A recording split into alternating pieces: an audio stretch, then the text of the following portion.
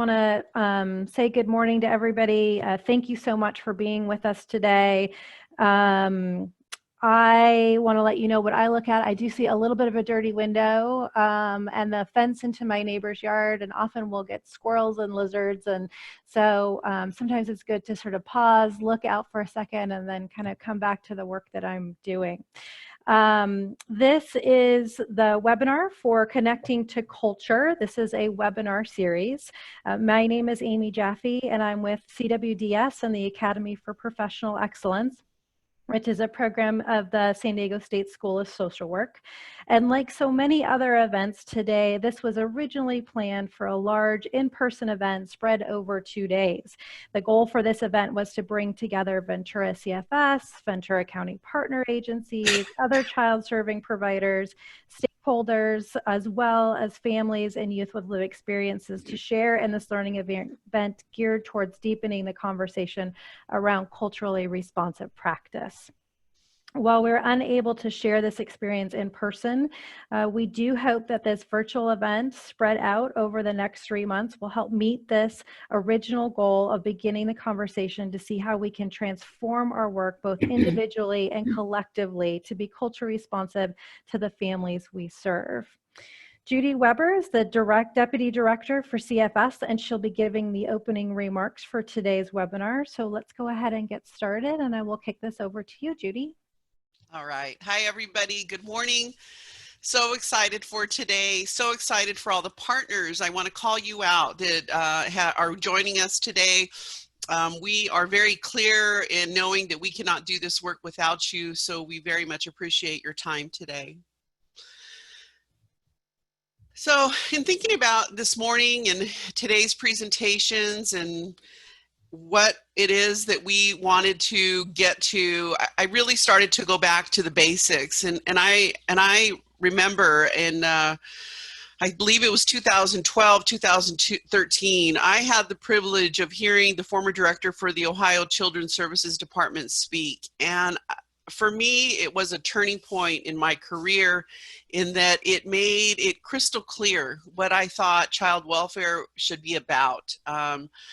I had already been in the job, mind you, for almost 10 years, and yet, you know, I had this epiphany 10 years later, and I hope that we all take those opportunities to continue learning, because I certainly have, and that really launched us, I believe, on a trajectory, on a path of really revolutionizing the way that we do this work. And so for me, I see our cultural responsiveness training and this symposium that we're having today as just an integral part of us revolutionizing the way that we do this work. And so I want you to keep that in mind as I review with you some of the basic messages that I sought to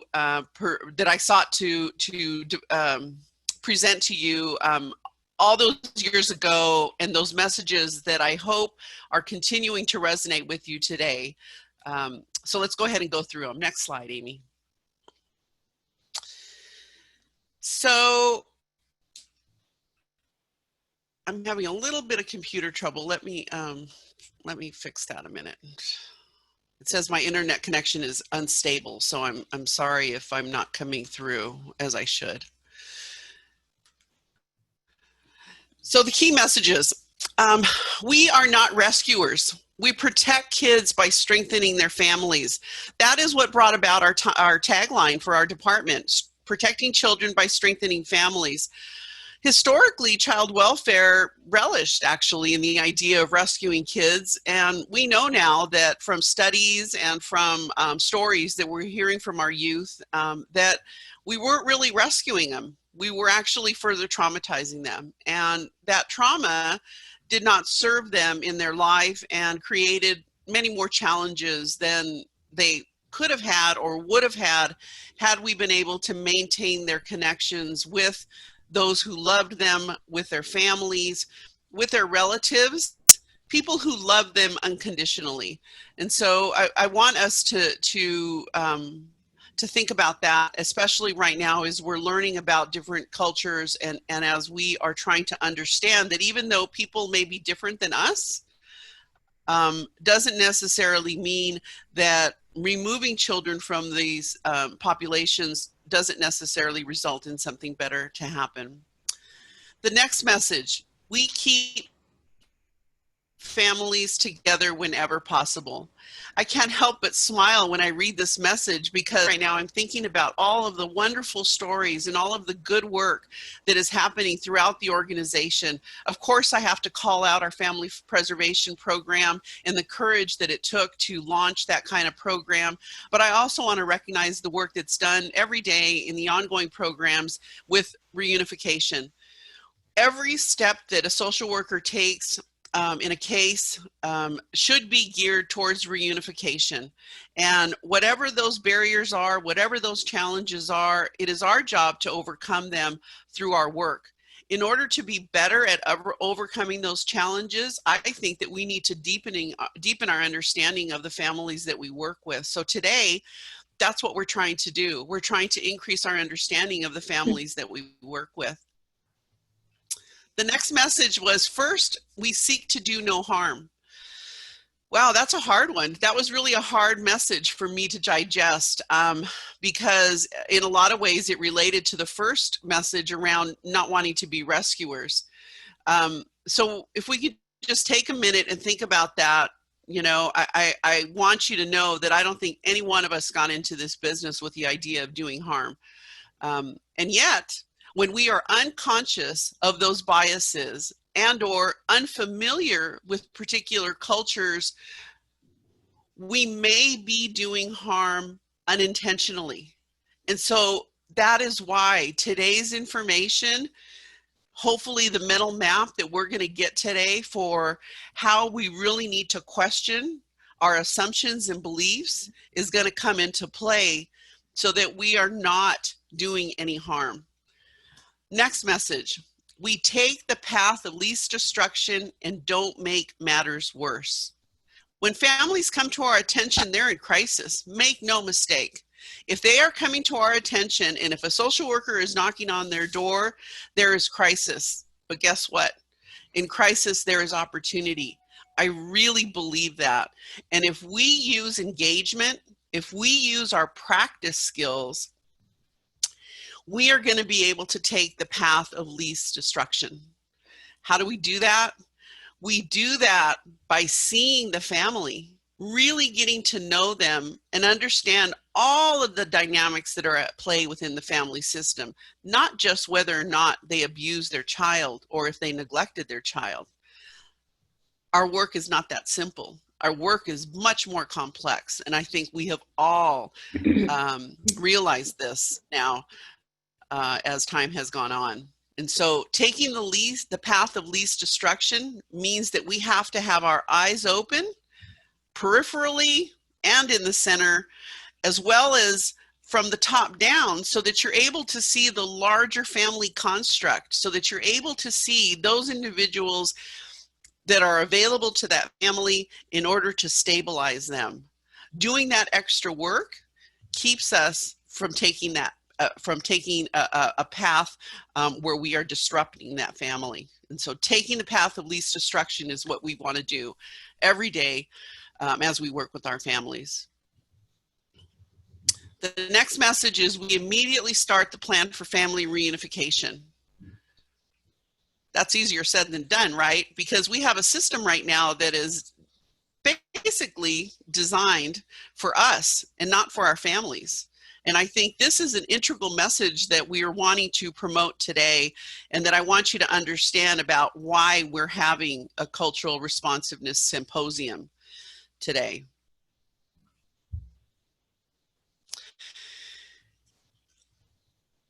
When we design a system that is able to immediately start the planning for reunification, I believe we're going to see a much different system than we have right now. And that is what motivates me to continue to want to improve how we are doing business. I saw some information yesterday, and you're probably going to see it today, or you may not, but I hope you do. I hope managers share it with you. Actually, I remember we saw it in our manager meeting. and it was a great overview of our HR status right now, and you know, our turnover and other pieces of information. But one of the biggest pieces of information that stuck out for me is that if we change a social worker 5 times or more, the chances of reunification with a family are about 6%. Wow. Wow. If we think about our system right now and how it's currently designed, we change social workers 3 times in the first 45 to 60 days. So we're already behind the 8 ball in terms of pursuing this key message and this key outcome that we want. That is why we're really trying on new things, right? It's not always easy. It certainly is not always clear, but we have to have the courage as a group to question the way that we're doing our work, to question our assumptions about whether or not our structures are meant for us, or are they really meant for our families. My goal is that we are able to pursue immediately family reunification, always looking to the needs of the families rather than a system that responds to what works for us or what has always been the way we did business. The last one, we understand that thoughts drive actions. That's really the crux of today for me. Today is about how our thinking impacts the way we feel, impacts the way we act. Some of us know that as cognitive behavioral therapy. But for us, it's really just the process that happens every day as we do our work. And so if we are able to get into a learning mode, if we are able to open our minds to the differences, if we are able to increase our tolerance for those differences, then what we think is going to change and what we feel is going to change. And then I believe how we act is going to change. And you know what? We can't ever change others, but we can always change ourselves. And that always changes the dynamics for interpersonal relationships. And again, that's really what we do in our work. It is through that helping relationship, it is through that engagement that we are able to facilitate the change that happens. But it really starts with us, how we feel about that family, how we're thinking about that family, and whether or not the assumptions that we have about that are based in truth, or are they based in bias.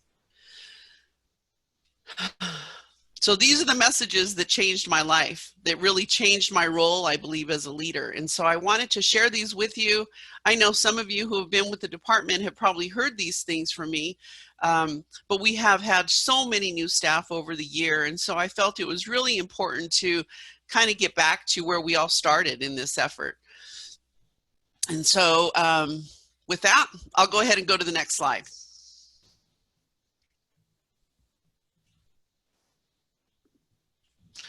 Oh, I wanted really to highlight safety organized practice in the core practice model.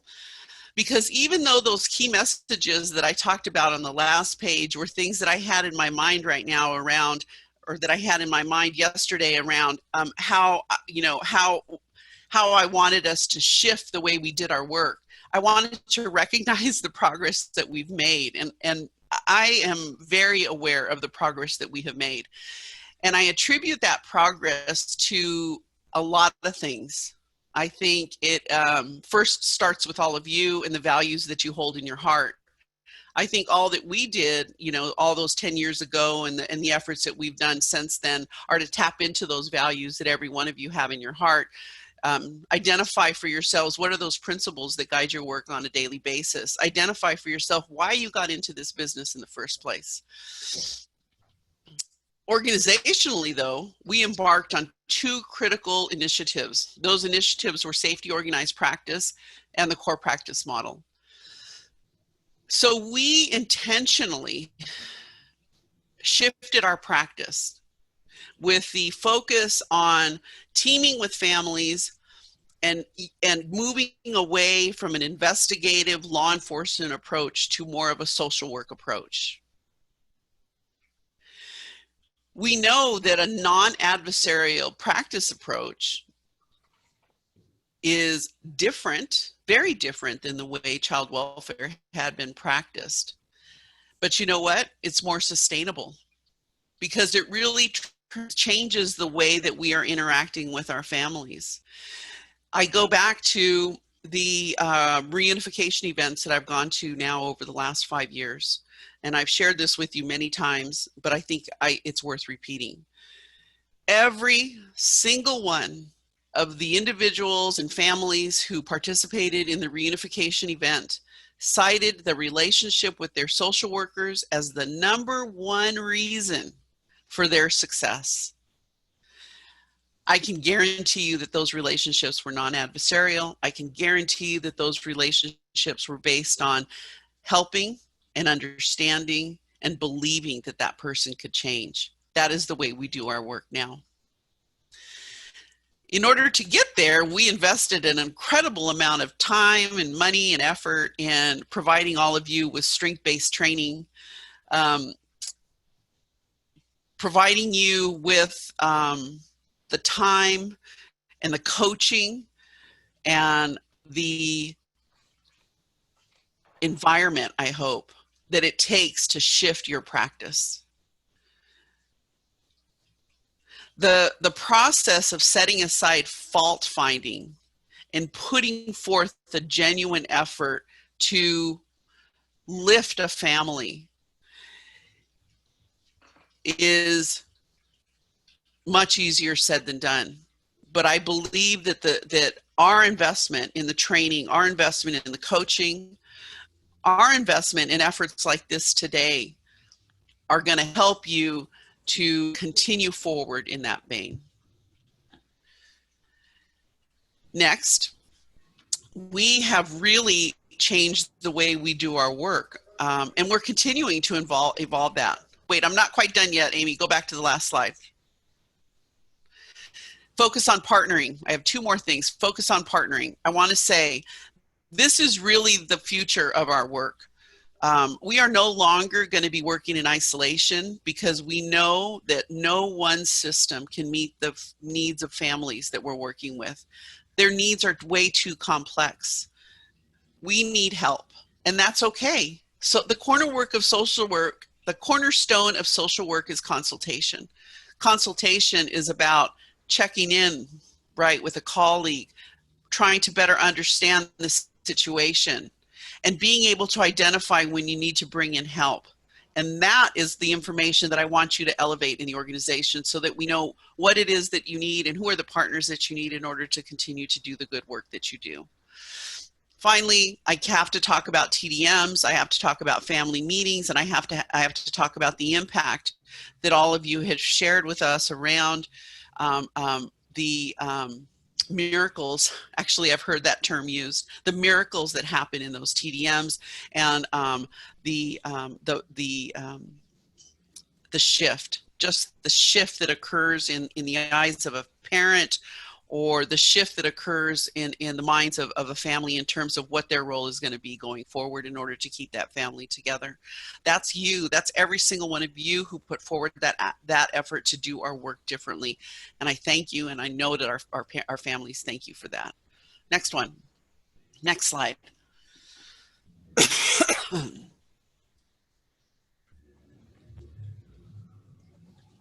Next slide, Amy. Are you not seeing that? So, oh, here we go. Yeah, I'm seeing it now. Yeah.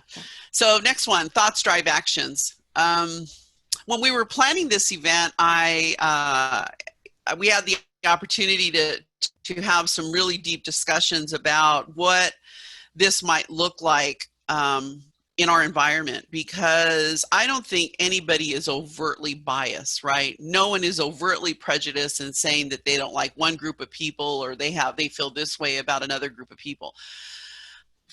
Bias is very insidious. It's very insidious, and sometimes we're not even aware of it. But I wanted to call out a couple of things that may sound familiar to you, right? Because there are examples that came to us that are actually happening on the floor. And so I thought it was really important that we highlight these things. The first one is the feeling that there's no one, right? The family is isolated. They don't have any extended relatives. They don't have anybody who might be able to take placement of the child, let alone act as a support system. Going forward, we have to really recognize the importance of that relentless pursuit of connection. Relentless pursuit of connection. And that isn't just for specialized programs. It's for every single one of us every single day. So when you're hearing there's no one, I think it's our responsibility to hold one another accountable, to really question that and to challenge that thinking and find out, take a deeper dive into it. Tell me more about that. Why do you think that? Let me see what you've tried so far. Let's see if we can consult with someone else to see if there's something different, right? The next one is the family doesn't speak English. That is particularly difficult for a social worker, I know, because translation is not always the best thing. However, I want us to reset that paradigm and that challenge to recognizing our role in building cultural bridges. That should be in our toolbox. That should be what today is teaching us about. How do we build a cultural bridge so that we are able to engage this family, even if their language is different than ours? Next. The child isn't ready for reunification, or the child isn't ready for liberalized visits. I know the intention's good, I really do. But we also have to ask ourselves, what are those thoughts that are driving this assumption? Is it that we're not understanding something within the family system? Is it that we need more information around what it would take in order for you to believe that the child is ready? Or are there others who might be able to add to the assessment? The next one is the relative isn't stable enough. I think that is a general statement. And I think for us, our role is to really try to understand the difference between situational stress and true pathology. Because remember, our families are in crisis. They may have had long-standing interaction with their relatives, and their relatives may be at their wits' end. Their relatives may be struggling with basic needs themselves. So we need to ask ourselves, is there anything that we could do to alleviate those challenges that the family is experiencing so that they become stable, so that we're able to use that family in a productive way in pursuing reunification or pursuing permanency for the child, right? Is it true pathology or is it situational stress? And what can we do to remedy that stress? The next one is, I don't have time to build a support or safety network. I don't have time to build a support or safety network. There's no question that social workers' workload is heavy. I know it's heavy. But I challenge you to reframe that, because either we're going to work harder or we're going to work smarter going forward. And if we get better at recognizing the role that safety and support networks can play in casework, then we're going to realize that we're really then working smarter, because you can bring forward resources that the organization doesn't have. It might be a different way of doing business, but again, I think it's a smarter way to do the business. Another thing I wanted to call out is the idea of racial sobriety. We may or may not hear that today, but it is the goal of racial sobriety is to free ourselves from racial dysfunction. What is that racial dysfunction? It really is those negative thoughts, the way we think, the way we feel, and the way we act. And how those may be based on false beliefs of racial prejudice. So keep that in mind. Are we being racially sober when we're making assumptions? or not. The next one is cultural bias. Oftentimes leads people to form opinions or make decisions when they really haven't had actual experience with the family. And so those are two, I think, critical concepts that we want to be paying attention to today as we hear Dr. Gaspar. Next slide.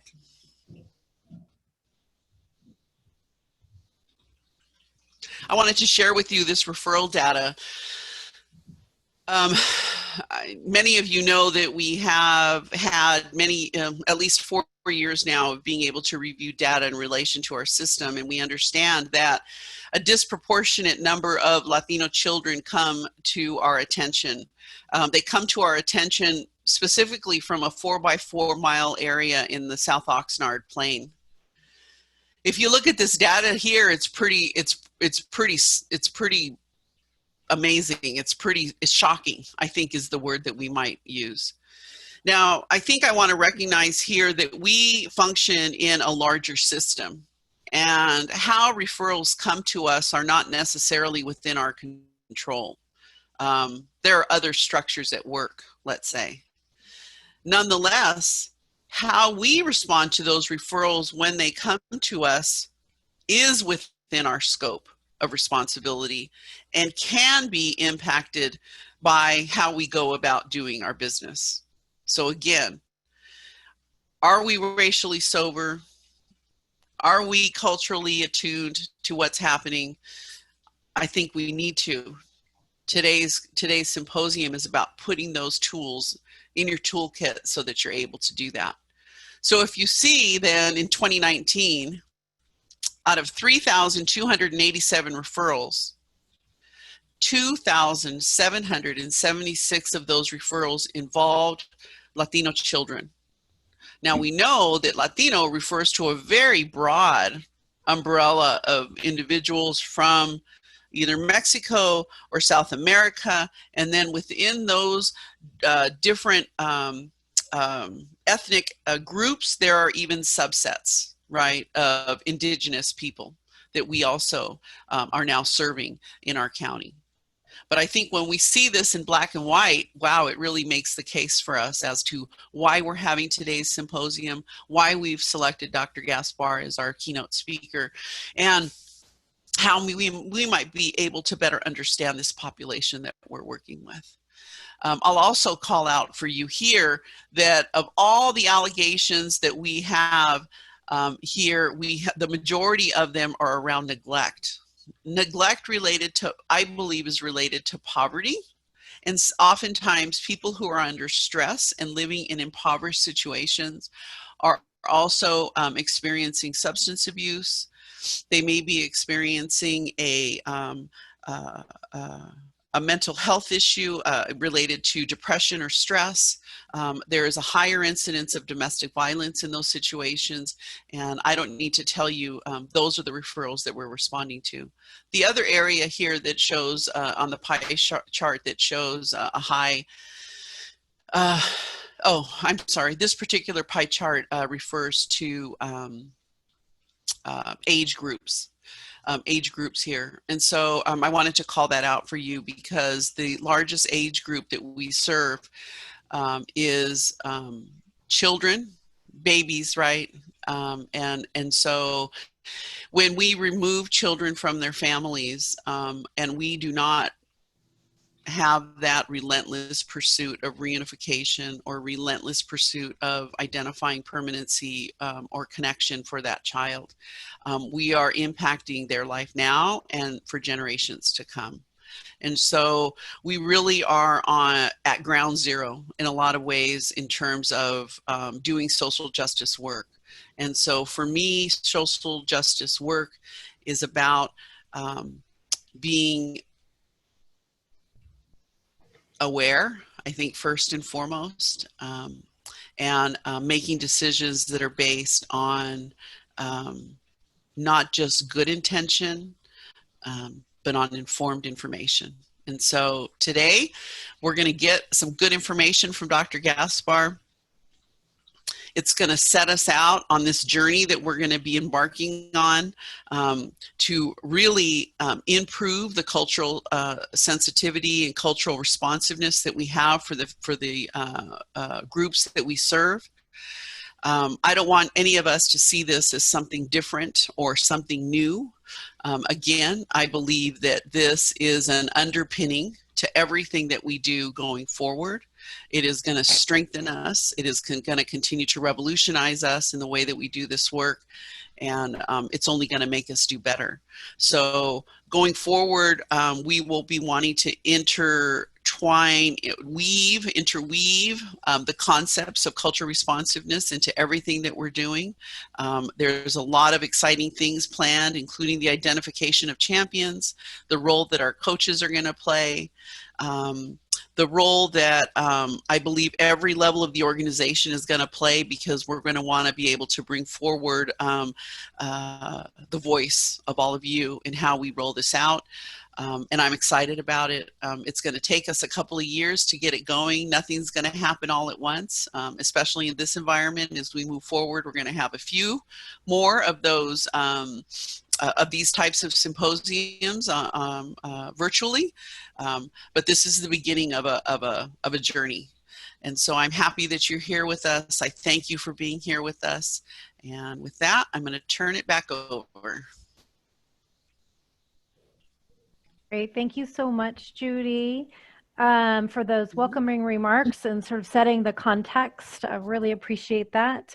Next, I'd like to welcome Dr. Gaspar Rivera-Salgado. Dr. Gaspar was referred to the planning committee by the Farm Workers Resource Center in Ventura County, as they had already began working closely with him to support their work.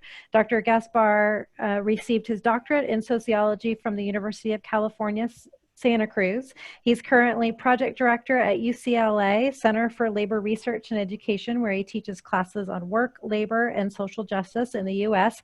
and immigration issues. He also directs the Institute for Transnational Social Change. He has extensive experience as an independent consultant on transnational migration, race and ethnic relations, and diversity trainings for large organizations. So thank you and welcome.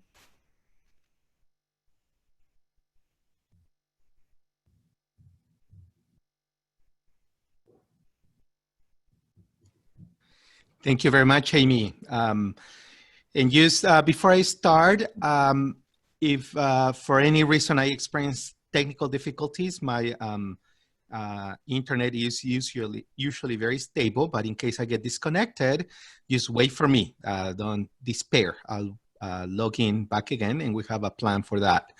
I'm very happy to be here with you all, and I'm very happy that there's a very good attendance to this webinar. In a way, this global pandemic of COVID-19 has been both a challenge, a stressful situation, but also it has allowed us to create new tools to really be creative in terms of how we do our work and how we communicate. So I'm glad that the webinar aspect of this is great, so we can create a space so we can gather and we can collectively think about the challenges that we face. So thank you very much for the invitation. I will be speaking over the next hour about some basic issues about diversity within the Latino community. And really my message, and just giving you right away 2 takeaways that I want you to think about at the end of the presentation. One is that, as Judy mentioned, and thank you, Judy, for those inspiring remarks. I think that something that she mentioned is that we want to plant the seeds to continue in this organizational transformation where the Ventura County Children's and Family Service is transforming into a learning organization. That means that everybody who plays a part in that organization needs to get the tools, information that they need to be effective in the job that they're doing. And that means also to acquire new information, to think about the new issues that all of you are confronting as a team especially in Ventura County and especially in the southern part of Ventura County. So that's one thing. And to start you on that, I want to reflect about the demographic transformation of Ventura County, especially in the south. So one is the idea that you are part of a learning organization, that you are part of an organization that values skills, that values acquiring new information. But the other step is, what do you do with that? How does that information, how does those skills transform into actual practice, especially if we choose one of the many issues that you're confronting? And this is what I was referring as the demographic revolution.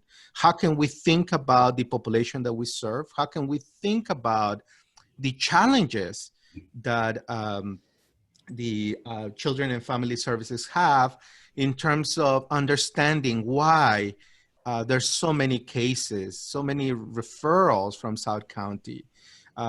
Who are these Hispanic Latino members of our community? So I'm gonna try to give you some frameworks to try to understand the complexity of this community. And to get us going, we uploaded some questions in a poll just to get you, to start you thinking about that. And I'm hoping that you're able to respond to that. And this is not a test. This is just for us to get an idea. What is our baseline data? Where do we start at the beginning of this presentation? And I'm hoping that your answers will be different at the end of this presentation. We want this to be your space. So if you have any questions, please share them with us in the chat room, and my co-host will alert me on that. So are we ready to start then? Is this sound okay? Give me some thumbs up. Can you do that? Okay. So the first thing that I want you to think about is how we think about diversity within our community. Of course, all of you are experts in this, right? We know that we live in a multiracial, multi-ethnic, multilingual country. So we are trained, and actually we're socialized to think of our country, the United States, as a diverse country. But it's interesting that diversity also is a construction of our own history. Diversity and how we think about diversity has to do with our own education, with our own socialization, and maybe other people think about diversity in different ways. So I want you to think about, for example, just the issue of how we classified people in the United States along racial lines. All of us know that there is a box for everybody to check about a racial background. And one of the challenges that we have is that we have the majority of the population that you're serving, they're Hispanic Latinos. And it turns out that that category is not a racial category. It's an ethno-cultural category. And so that's interesting that we sometimes conflate race, ethnicity, and national background into one same category. So I want you to think about that. And also, one of the lessons that we learn is that many times we need to unpack those little boxes to understand the level of diversity within each of those communities. And that's gonna be our challenge today, to unpack the Latino Hispanic category to understand the diversity and different challenges that different members of that community confront. And this leads us to the second warm-up question. How diverse is the Latino community here in Ventura County? If you look at the official numbers, especially if you look at the census, you know, the census gives us a glimpse about this question, because in the census we ask whether or not people identified first as Hispanic Latino, then we ask about the national origin.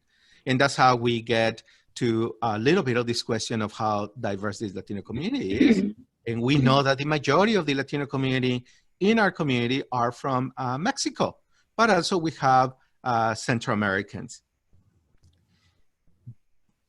But we're going to challenge that assumption too. So we think of diversity within the Latino community along national lines. What other ways? What other ways we can look at this diversity and understand the challenges that different immigrants confront? A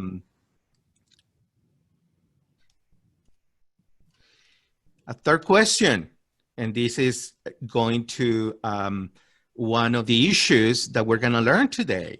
I hope that you input your guess about how many languages are spoken in Mexico. Of course, we know that people from Mexico speak a different language, and sometimes when I pose this question, people are surprised. What do you mean? Of course, people from Mexico speak, Spanish. Are there any other languages in Mexico? How many? And which ones are those? So just give us your best estimate. And by the end of today's workshop, you'll be able to respond to these questions. And lastly,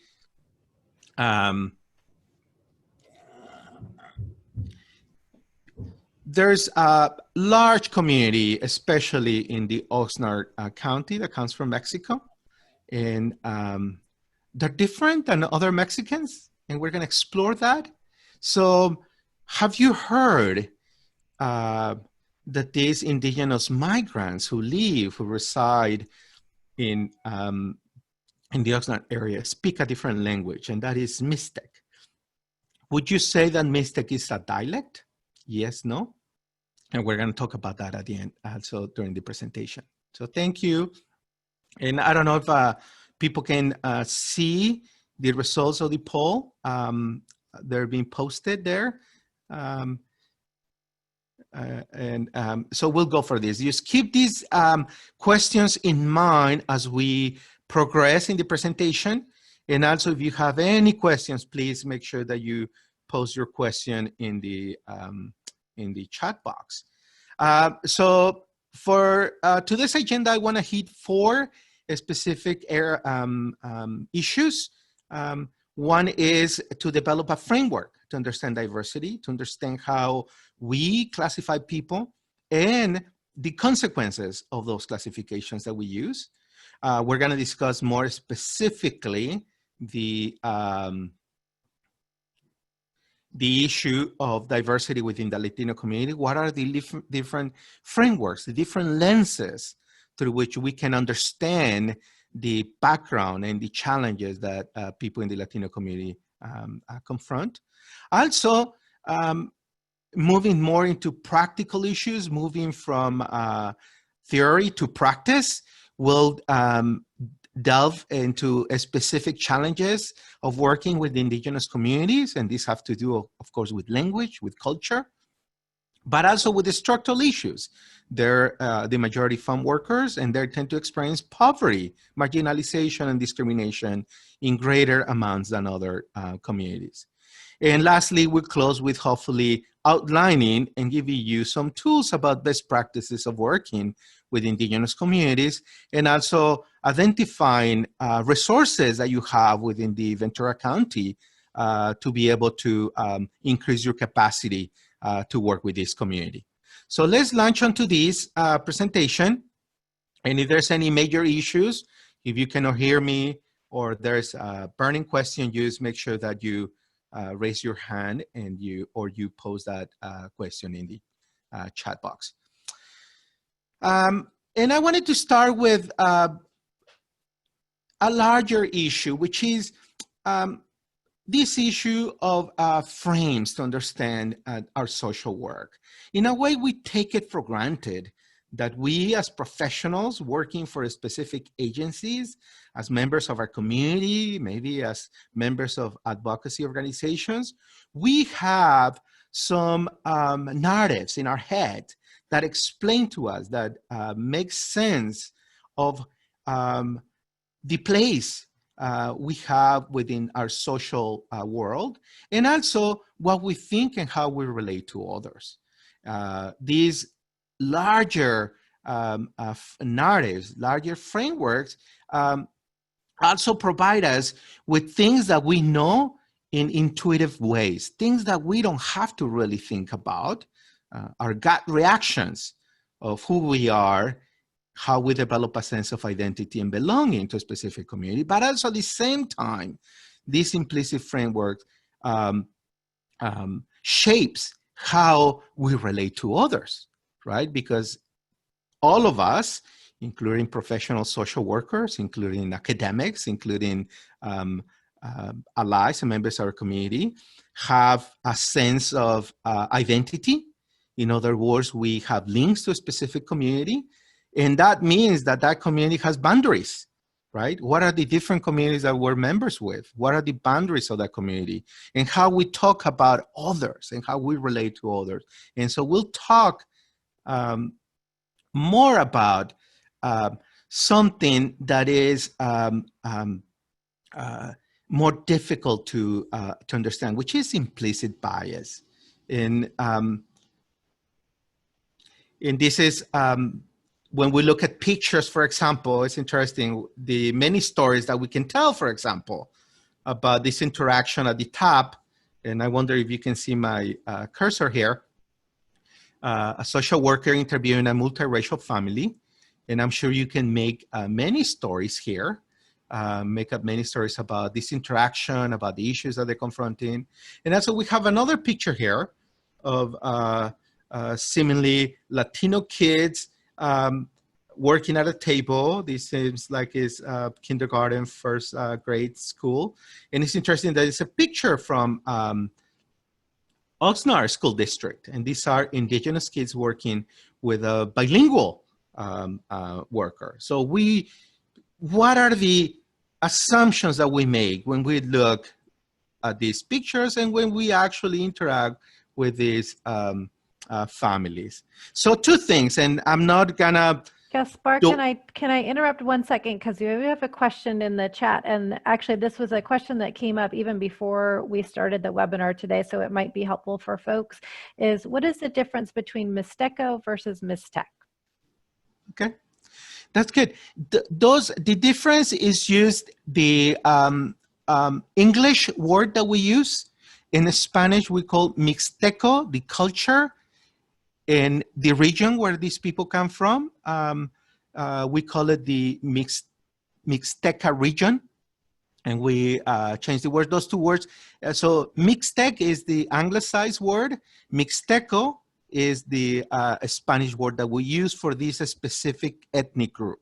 And then we'll learn a little bit about how many other indigenous groups there are. Also, it refers to the language that these ethnic groups speak. So it's both the proper identifier for the ethnic group and also for the language that they speak. So you can say Mixtec language or Mixteco language. Okay, thank you. And we'll learn more about this after I go with this introduction about implicit frameworks. And as I mentioned before, and I'm sure all of you have heard this terminology, so I'm not gonna dwell too much on these theoretical issues, but in thinking about how we navigate our social work, the stories that we tell ourselves about our place and how we relate to others, there is one implicit framework that we use. And this is the way we have been socialized, the way we have learned about understanding our social world, but also how we explain certain things, how we understand the behavior of others, and what we attribute that behavior to others. So, and we need to check on this because many times implicit frameworks are used to normalize certain behaviors, and we need to be aware of that. I wanted to use a little bit talk about implicit bias because I think it's very important to be aware of, you know, the implicit frameworks really are larger picture ways in which we think about our social work. But the implicit bias is also more complicated because it informs our behavior. It informs the way we rationalize the world, but also how we act upon it. And there have been many studies about how prevalent this is among all of us. None of us is immune to look at the world and look through the eyes of confirmation bias. And we have heard a lot about the current political situation of our country and how we are not only split into two large factions, but also the ways the newspapers that we read, the social media that we follow, the radio stations that we listen to, there is a tendency to look for information that makes us more comfortable about the way we look at the world. And we sometimes avoid information that challenges the way we look at the world, that challenges our view of the world, that challenge our values. And so we need to always be aware of this confirmation bias and how we look at specific behaviors, information, and we need to develop what we call critical thinking. Let's try to look for a variety of information, and let's challenge ourselves to work through those maybe sometimes contradictory information. So, and this is especially a challenge when we are trying to interpret the behavior of others.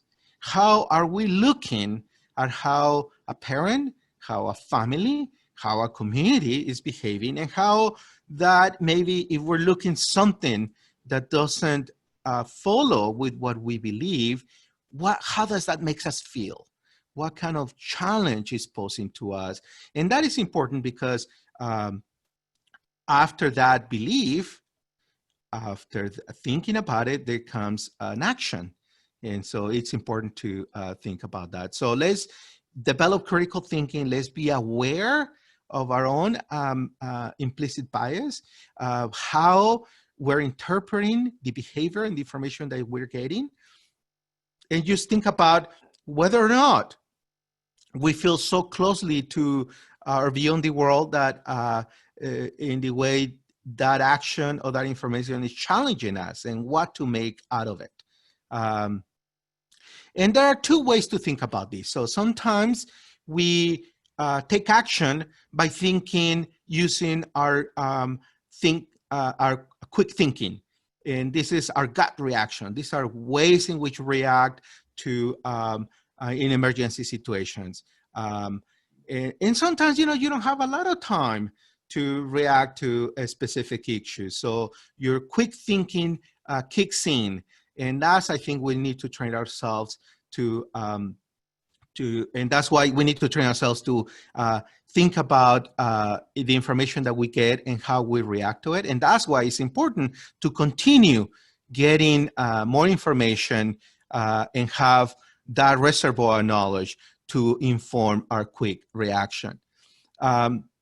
So one, we need to train our fast, intuitive, emotional reaction with information that we have, but also we need to also train ourselves in terms of our long-term thinking, how we are more logical, more deliberate in terms of consequential decisions that we're gonna make.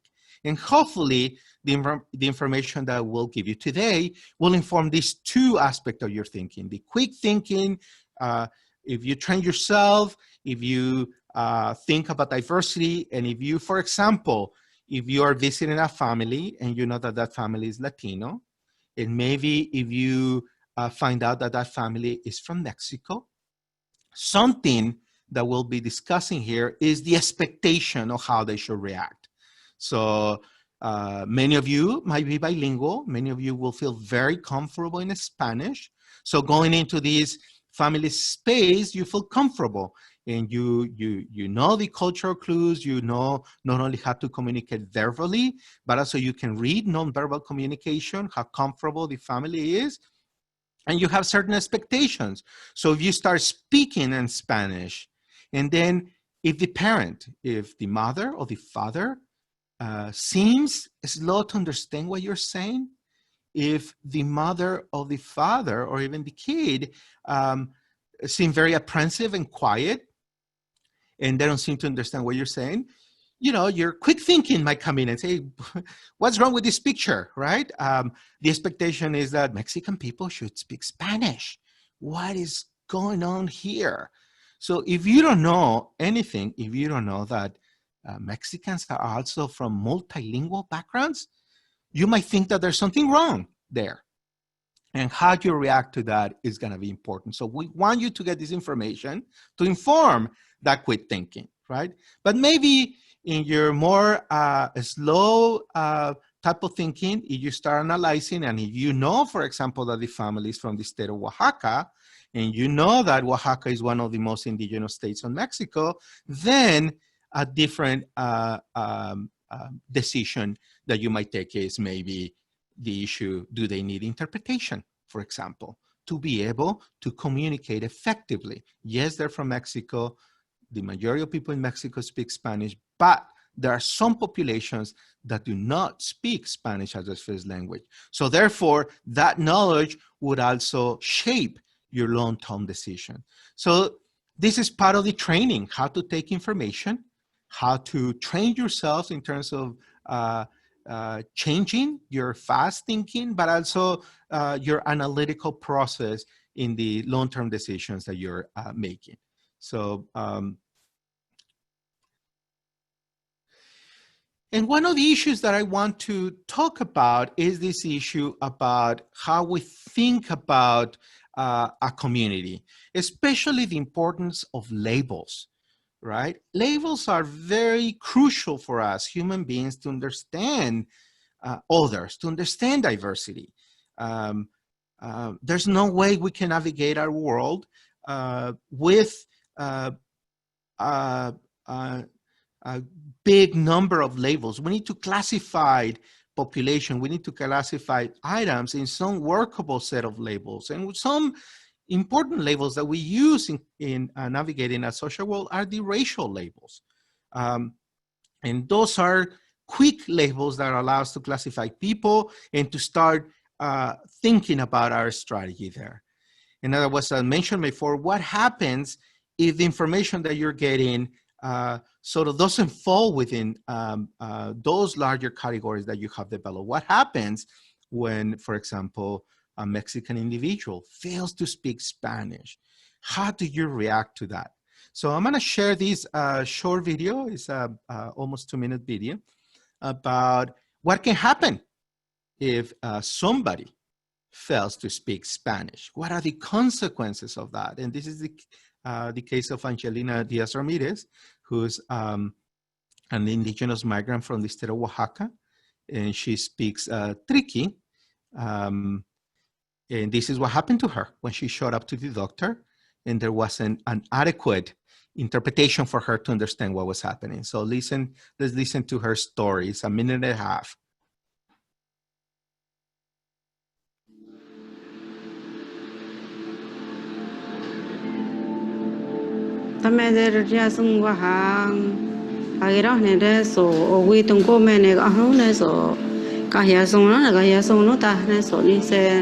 Tomoni ahon ne so dia sung ga wi tung ko da ne ka ta ba ne so kurbi ma hen ba kurbi shi ma ne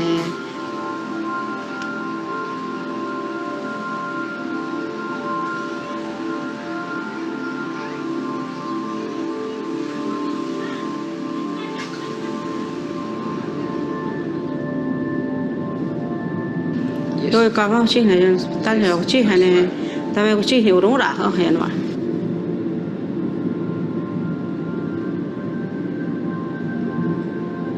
但哎没牙龈都嘛些嘛，他是你忙你牙生大行你呢，别都你忙大都呢，吃的别大呢，别都他弄都些。là chỉ là nông ra nó ở trên này mà cái nông ta về có sát đi mà nè trong cả ta nông ra nè chỉ đó mà chỉ ra thì tôi sẽ bị hại vậy mà.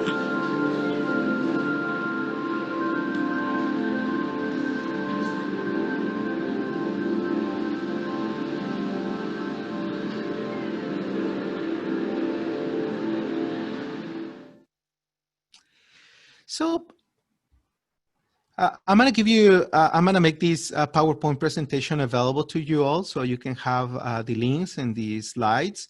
And it might be great if you maybe with your teams, with your groups, watch this video and just talk about different questions that arise out of these. One key question is, I'm sure in the audience there's many people who are bilingual, who speak English and Spanish, and who feel very comfortable in both languages. But I want you to hear Angelina, and I want you to think whether or not you understand her. She's speaking in Triqui, and this is one of the 68 indigenous languages spoken in Mexico. So I already told you one of the answers of one of the questions. Mexico is one of the most diverse countries in the Americas in terms of ethnicity and in terms of language. And what's interesting is that these indigenous people speak languages. These are whole systems of communication, and they're not dialects. A dialect is a variation of a language. And many people assume that Triqui, Mixtec are dialects or variations of Spanish. But if you listen closely to what Angelina is saying, I bet that if you are fluent in Spanish, you're not able to understand what she's saying. Why? Because it's a whole different language. And so that's one issue. Assuming that she's from Mexico, assuming that she speaks Spanish, the medical team assumes that she understands everything, but she doesn't know what's going on there. And this case can be, we can imagine the same case maybe with cases that you have confronted. How assuming that if the person is not saying, hey, I don't understand anything, or if that person doesn't have the ability to say it, we assume that silence is consent. We assume that silence is somehow the green light to continue. And so if we don't know this information, if we don't know that indigenous peoples from Mexico speak a different language, then we won't be aware that there's no communication and understanding. So we'll work on that. Why does that happen? And so in order to understand Angelina's situation, we need to really understand indigenous peoples within Mexico and what is the experience of indigenous people prior to coming to the United States, because that would tell us a little bit also how the larger Latino, the larger Mexican community reacts to these indigenous people. I've given presentations also in different parts of Latin America, in Mexico, in Guatemala, in El Salvador, and I'm usually fascinated by how little, even in these in the countries of origin, how little information and how little knowledge there is about indigenous communities. It seems to me that there is this paradox, this contradiction about how indigenous people are thought of in Mexico. On the one hand, we seem to see a lot of glorification of the indigenous past. In Mexico, there's before the pandemic, one of the largest tourist attraction was the great network of archaeological sites. You could go to the Yucatan Peninsula during the summer and presence this light and sound show about the Mayan civilization. And you can see how, for example, this pyramid is lighting up.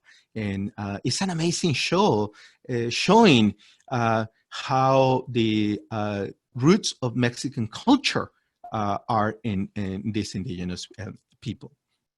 But that seems to contradict the present of how indigenous peoples are treated in present day Mexico. Mexico, as the United States, had an election 3 years ago, 2 years ago in 2018.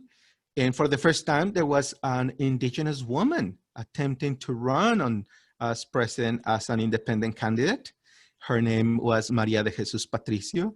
She was a Nahuatl indigenous woman from the state of Jalisco. And she set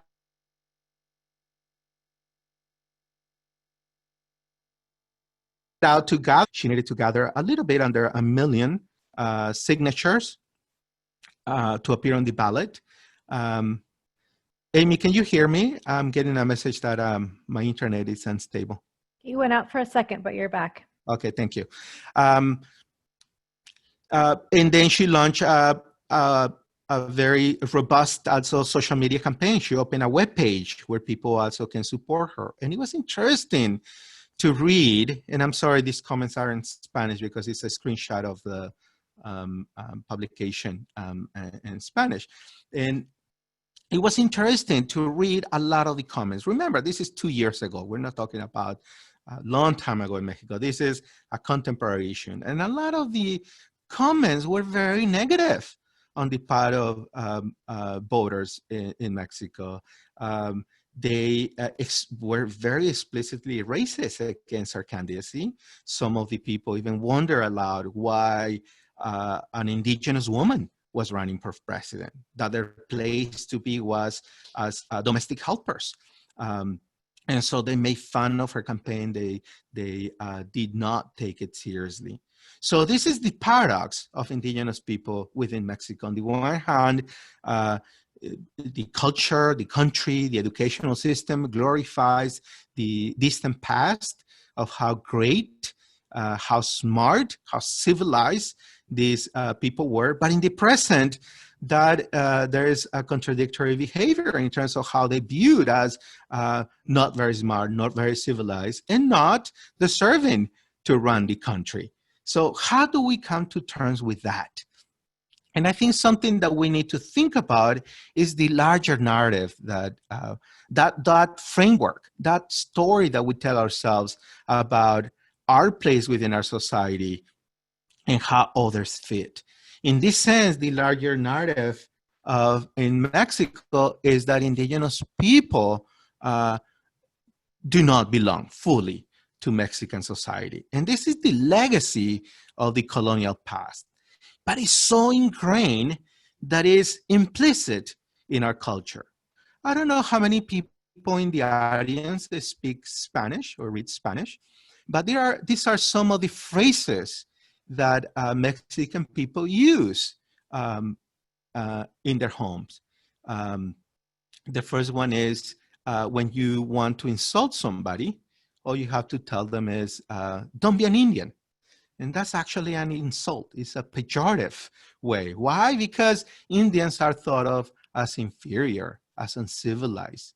And the second one,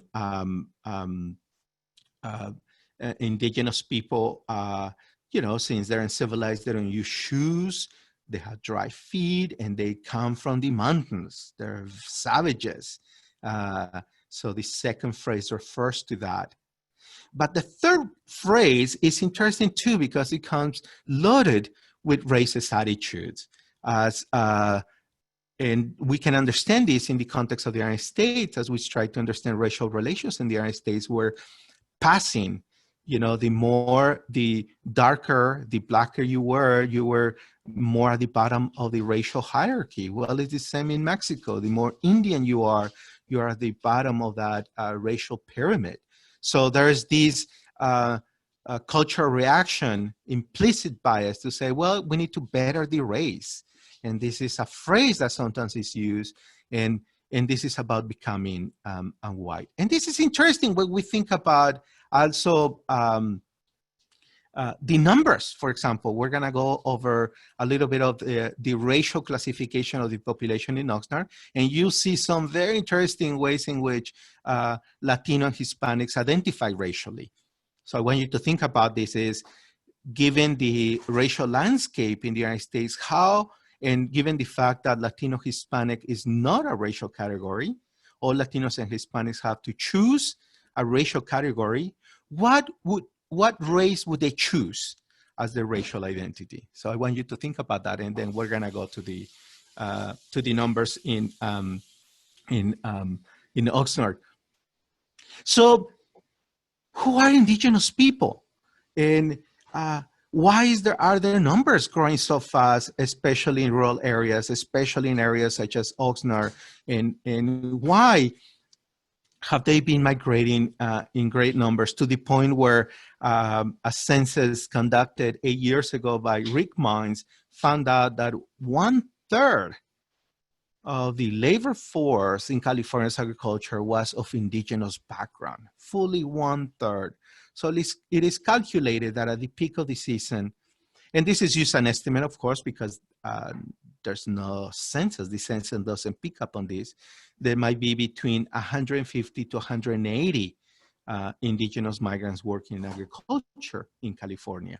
And we know that there are some places where they tend to concentrate the most, and especially that corridor, the strawberry corridor that we call, that goes from Oxnard all the way to Salinas and Watsonville. That's one of the areas of concentration for these indigenous people. And just to respond to this question, who are indigenous people, we can say that indigenous people are the original inhabitants of the Americas. And these are the original peoples of Mexico. They were there before the arrival of the Europeans, of the Spaniards, in the early 1500s. And they had built massive civilization cities. They have domesticated the corn, for example. That's one of the many gifts to the world. And so when you hear indigenous languages, you're hearing the direct descendants of these original inhabitants of places like Mexico. So indigenous people is also can be used as the way we use the Native American label here in the United States. Of course, the politics of Mexico in terms of classifying its population is very different than the politics of the United States. So it's similar, but it's not the same. And we'll discuss why not later in the presentation. So one thing then to remember is that these indigenous people then are the original inhabitants of Mexico and of many countries in Latin America. And that when we hear their indigenous languages, that those languages were there before the arrival of the Spaniards. So that's something to remember. And then I have, and this is interesting to think about because really there are no public data other than what we compile in our practice at your office, at your institution, that can give us a sense of how many Mexicans are indigenous. What we have are large census numbers, and these census numbers are not very sophisticated. These are large labels that we use to classify the information. And in the case of the Ventura County, for example, the latest census available is that if we look at the racial classification of the population, we can see that, and let me get my laser pointer here. We can see that in Ventura County, if we look at the racial classification only, 84% of people in Ventura chose the white racial category. So this is interesting. But if we do further analysis, and this is what the census does, to really break down and really analyze this category, disaggregate it, we have that if we pick out all those people who also said that they were Hispanic Latino and take them out from this white racial category, it turns out that in Ventura, this white population is broken down into 43% Hispanic Latino and 45% white alone, non-Hispanic. So this is very interesting because as you can see, the majority of these Hispanic Latino are classified as racially white. That is very interesting. And I think it's a source of a lot of debate. The census, of course, every single individual head of household responding to the census has to, especially for Latino Hispanics, they have to choose a racial category, since after they're asked whether or not they're Hispanic Latino and their country of origin, then they move to the racial questions. Why is it that so many, almost 75% in some areas, up to 80% in other areas of Hispanic Latinos choose the white racial category? So this is a source of a lot of debate. Some people think it's just a sign of the constraints that we have in terms of how we classify people. There is now, of course, the option to say other, to create your own racial label.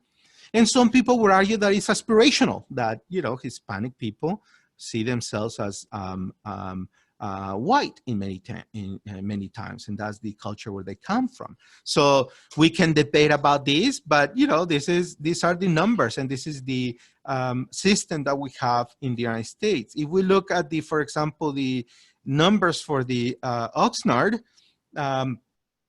we see that if we disaggregate the numbers, almost all of the white, the people who chose white as their racial label, almost all of them are of Hispanic Latino origin. So in that city, 73, almost 74% of the residents of Oxnard are Hispanic and Latino. So this is the entire population. 3/4 of the population are of Latino Hispanic origin. And it's interesting, you know, why would they choose white when there are maybe, why aren't they choosing, for example, the American Indian category, especially for this indigenous population that come from Mexico? Well, this is interesting because actually the way we think about this racial category in the United States, Native American, although it is listed under the racial category, it refers to federally recognized tribes in the United States. So if you're a member of a federal recognized tribe, that's when you can say that you're Native American. So there are two things. One, you have to belong to one of these federally recognized tribes, and we know that there are many tribes that are not federally recognized, so therefore you don't fall. You cannot say that you're Native American. And second, you have to be enrolled in the roster of that tribe to be able to call yourself a Native American. And so that's one way to classify the Native American population. In Mexico, we don't classify the people racially. We don't ask a race question in Mexico. The only way we classify people is if people speak an indigenous language. And that's how the Mexican census comes up with the figure of people who are of indigenous descent. So if you are 5 years of older and if you speak an indigenous language, then you're classified officially as an indigenous person. But it turns out that, you know, a lot of these populations in these indigenous communities do not speak the language. So despite the fact that they live in these indigenous communities, but if they don't speak the language, they won't be recognized as indigenous people. So, and we'll talk more a little bit about that later in the presentation, and I can give you the sources so you can look at it.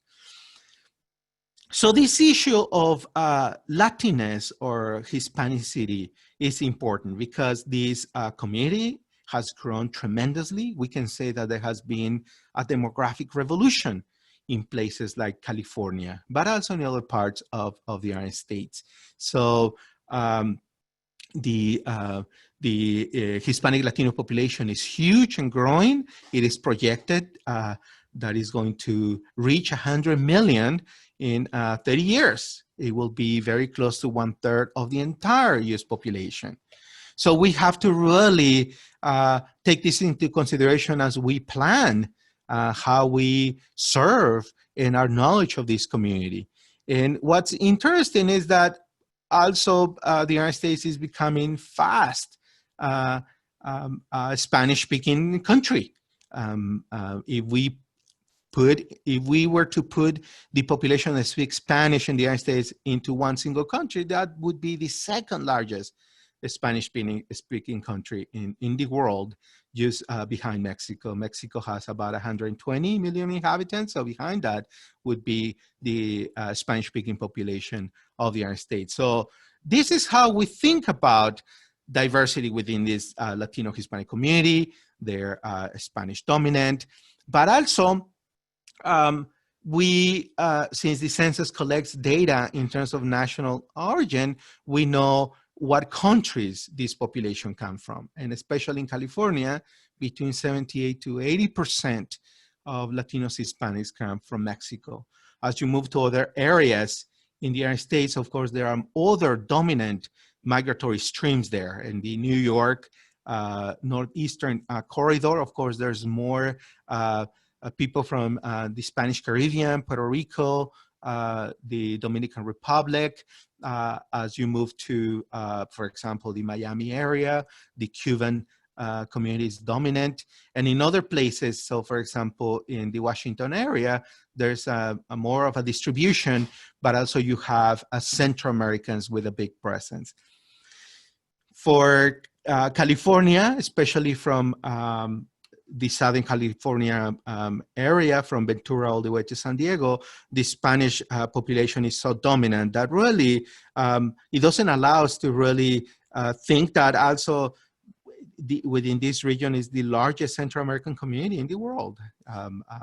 Salvadorian, Guatemalan communities are big, the Honduras community. So we need to be aware of that. But this is one way to understand the diversity within the Latino community. I'm going to give you some tools to think about other ways in which we can think about the diversity within this community.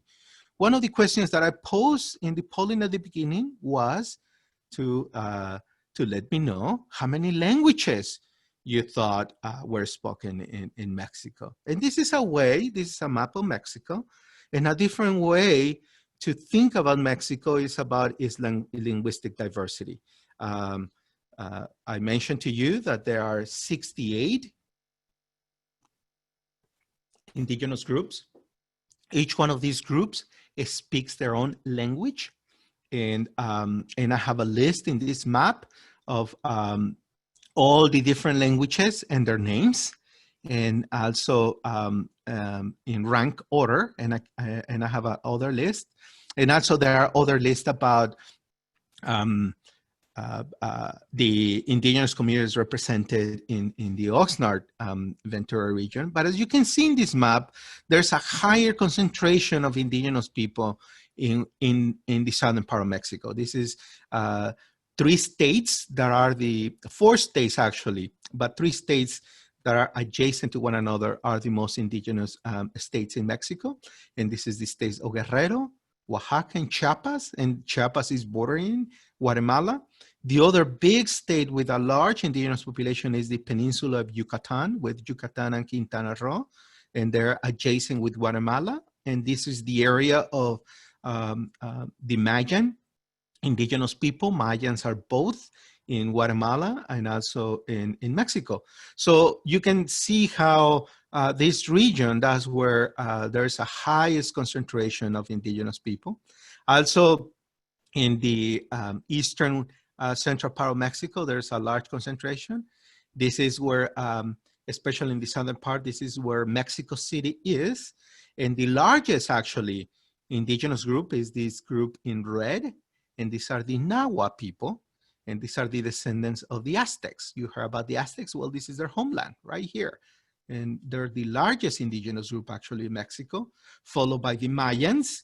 And the Mayans speak a family of languages too. And then followed by different groups in the state of Oaxaca. Oaxaca is the most ethnically and linguistic diverse state in Mexico. There are 16 indigenous groups. And so for a long time, the Mexican migration to the United States, especially to the Ventura area, was dominated by these 5 states that were in West Central Mexico. They were from the states of Michoacán, Guanajuato, Durango, Zacatecas, and the big state of Jalisco. And as you can see, Jalisco, Michoacán, Zacatecas, Durango, and Guanajuato have very little indigenous population. And this had been the dominant source of Mexican migration to the United States, especially to places like Ventura. I'm sure that many of the Mexican-American population, maybe even in the audience, can trace their roots to one of these 5 states, which had dominated migration until the mid-1980s. Starting in the mid-1980s, for very different reasons, Mexico entered into a huge economic crisis. The countryside especially was hard hit, and many of the indigenous communities were composed of peasants and farmers. And as the North American Free Trade Agreement freed imports from corn, a lot of the survival basis for these indigenous communities was obliterated. So they started migrating first to the northern part of Mexico, to the states of Sinaloa and Baja California, where you have a lot of agro-export enterprises. A lot of the companies that are headquartered, for example, in Ventura County, Driscoll, for example, produces strawberries heavily in this northern part of Mexico, in the San Quintin area, but also in the Guanajuato area and Michoacan area. So, and also Driscoll is a big producer of strawberry in the corridor between Oxnard and Salinas. So they have a presence, and it's interesting that they produce this one commodity, strawberries, on both sides of the country, using almost the same source of labor. So if you see this greenish part, this is the Mixteca, the Mixtec region in Oaxaca. So a lot of the workers that go to Sinaloa and to Baja California and to California to work in the strawberry fields come from this very specific region of Mexico. And we cannot go into a lot of detail, but many people think that migration is it's a chaotic process, but actually migration cannot be sustained without the migratory networks. This is a process that is organized around the communities of origin. That's where they build the knowledge. That's where they get the resources, the money, and the information that people need to migrate. And those migratory networks, these filial relationships, are the ones that sustain long-term migration. It's not only about being poor and wanting a job, but also you need to have the ability. How are you going to go from this state of Oaxaca, from this rural, marginalized area, all the way to Oxnard or Ventura? You need to have the knowledge, the ability, and the funding, and also a place to arrive and a way to get a job. So let's think of migration as a social process that is sustained by social institutions, and these networks are embedded in these families that migrate. As I mentioned, these are some resources that you can have about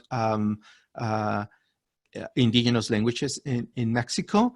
And these are, there is a National Institute of Indigenous Language right here in Ali that compiles information about indigenous language in Mexico. And I don't want to make this too complicated, but something that you need to be aware of is that when we talk about indigenous languages as the Mixtec indigenous language, we have to remember that that is actually a family of languages.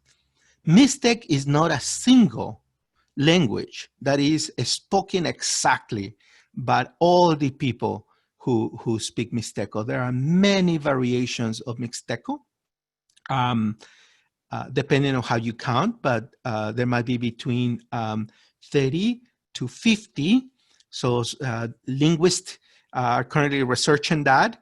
And there is a site that I can point to you also if you want to find more information about this. But what's important for you is that to understand that Mixtec is a family of languages, and it's not unusual to find people who speak Mixtec who cannot understand each other because they come maybe from the state of Guerrero, and Mixtecs from the state of Guerrero speak a different variants of Mixteco than from other parts of Oaxaca. And even Mixtec speakers from within the state of Oaxaca do not speak exactly the same variant of that language. So what you need to do is to dig deeper and to really ask about the community of origin, so that you, when you speak about the needs of the family that you're discussing, you have that detailed information if they speak one of the indigenous languages in Mexico.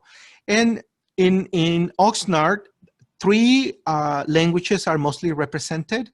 These are 3 languages from the state of Oaxaca and Guerrero. These are Mixtec language, Zapotec, and Triqui. And you will find that the majority of the population speak one of these languages. Of course, there are Purépecha speakers from Michoacán. There are Tlapaneco speakers from Guerrero, but their numbers are not as big as these 3 other indigenous population: Mixtecs, Zapotecs, and Triquis. So you just have to remember that these are family of languages and that there are variations within that. And so this is a linguistic map of Mexico that allows you to see where these indigenous languages are spoken. So the largest indigenous language is the Nahuatl language, and this is the language of the Aztecs, as I mentioned. These are in central Mexico in this salmon color. So there are migrants from the states of Mexico, the states of Michoacán and Jalisco that speak. There are speaking communities there from the state of Veracruz and San Luis Potosí. But then the second one is the Mayan indigenous language, and these are the states of the Yucatan Peninsula and the state of Chiapas adjacent to Guatemala. And then you have within that the Mayan variant of the Yucatan Peninsula, which is the largest Mayan language, and then the Tetzal, which is this Tetzal language is spoken both in Chiapas and Guatemala. And then you have the Oaxacan languages here, the Mixteco and the Zapotec here, that are from the state of Oaxaca. So this is another source of information that you have. And you can see the distribution from within Mexico. So most of these languages are from these 4 regions of Mexico. So if you encounter a family that is from the state of Guerrero, Oaxaca, and Chiapas, maybe one question that you can ask is whether or not their first language is an indigenous language. Because now you know that most of the indigenous population is concentrated in these states. And also in the Yucatan Peninsula, and this is the states of Yucatan and the state of Quintana Roo. There's more and more migrants from the Yucatan, the state of Yucatan, and they're migrating into places like, like the Strawberry Corridor. They're now in bigger numbers in the Bay Area. The indigenous migration in the Ventura County and the Oxnard is dominated by Mixtecs right here. And the Mixtecs are an indigenous groups, and they live in basically 3 states in the state of Oaxaca, Guerrero, and Puebla. And so if you find families that are from the state of Oaxaca, and if you inquire further, there might be either Mixteco speaking, Triqui speaker or Zapotec speaker. And now you know the concentration of this population within Mexico. It can be overwhelming. There's a lot of information. Of course,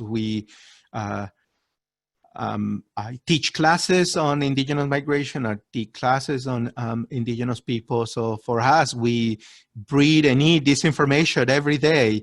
But this is just a list of the complete list of all the indigenous languages and also their speakers.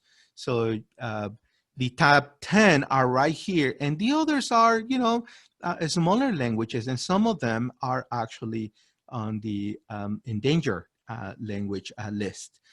They might not survive within the next 10 years because there are so few speakers.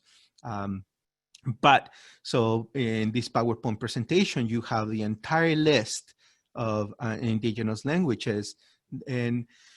And I wanted to really call your attention also that another framework is about that we use to navigate the social work is the idea of diversity, the idea of race and ethnicity, and how we build these categories in very different ways depending on where you are.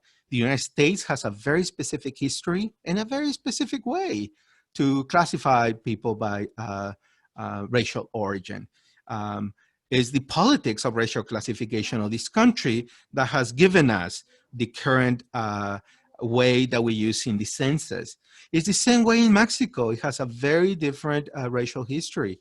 And as I mentioned, Mexico does not classify its people by racial background. It asks whether or not they speak an indigenous language. And there are close to 120 million people living in Mexico. So when the census in 2015, the mid census survey asked people if they spoke a different language and if they were 5 years of older, 7.2 million or 6.6% of the entire population spoke an indigenous language. And they started an experiment. They also opened it up and allow people to self-identify if they consider themselves indigenous. And that is very interesting because if you open up the classification, not only to include people who speak an indigenous language, but to include those people who consider themselves indigenous, the percentage jumped from 6.6% to 21.4%. Almost 26 million people out of the 120 million people, 1/5 of the population consider themselves or classify themselves as indigenous. So this is interesting. They might speak some indigenous language, but not fully. And you can see that in the state of Oaxaca, the majority of the population opted to identify themselves as indigenous people. Almost 66% of the population in the state of Oaxaca. So it's the most indigenous state in Mexico. So this gives you an idea then that if you are dealing with migrants from Mexico and they're from the state of Oaxaca, your chances of finding an indigenous person is higher than in other states. I wouldn't exclude, for example, people from Michoacan. I mean, they have a long tradition of migrating to the Oxnard region, and there are, of course, Purepecha speakers there. But then then that the concentration in the state of Oaxaca is higher than in any other state in Mexico. And then I give you, for your own reading, if you are more interested, I including some statistical numbers about the number of speakers and also the ages of the speakers. But this is to say that then if we start rethinking our narrative about diversity within the Latino community, it turns out then that one of the takeaway messages that I want you to be aware of with my presentation is that Mexico is the most indigenous nation in the Americas. It has the highest number of people who self-identified as indigenous. That is interesting because then, you know, our frame can change then when we think about Mexican and Mexicanness and what does it mean to be from Mexico. And especially if you think about states such as the state of Oaxaca that is heavily indigenous, where 66% of its population self-identified as indigenous people. So if we change our framework, if we change our narrative about Mexican migrants, then all of a sudden it's like, oh, what do I do with this information? What do I do with the fact that I now know that Mexico is a multilingual, multiracial country? How would that change my behavior and how I interact with this population? And especially if we find population, that the Mexican population in Oxnard is diverse, and especially you have a heavy concentration of migrants from Oaxaca, then the next step is to say, okay, maybe some of the people that I interact with, if I don't know what state in Mexico they're from, maybe that'd be a key piece of information for me to establish, to develop an effective relationship with those families. So that's how we start transforming then our behavior. And this is information about the state of Oaxaca. And you can see this is a different way of looking at a region. The state of Oaxaca, where 66% of the population is indigenous, also it has a lot of diversity ethnically and linguistically. There are 16 indigenous groups, and we have Tzotzil, which is bordering ethnic group that is on the border of Oaxaca and Chiapas. And in the last survey, then there were very few Tzotzil speakers. So we tend to think of there are 16 groups because the Tzotzil speakers are so few. Also, some of these languages like the Soke are on the in danger of going extinct because there are very few speakers, but the others are very well and alive. And so I want you to be aware of 3 regions that are the regions of origin of migration to Ventura County, and especially the Oxnard region. And this is the Mixteca region in more detail. The Mixteca region is, as I mentioned, a family of languages, and depending on the municipality or community of origin where you are. So if you are from the municipality, this is the state of Puebla, and this is the state of Guerrero. There's a small ethnic enclave of Triquis embedded within the larger Mixteca region. So you can say that Triquis are an ethnic minority within the Mixteca region. And the relationship between Mixtecs and Triquis is sometimes fraternal, but sometimes it's conflictive. And as you can see, the Mixteca region is a very widespread area. So many times speakers from the coast do not do not understand Mixtec speakers from the highlands here, or from the places that are close to the state of Guerrero. I'm gonna go quickly. I mentioned these, the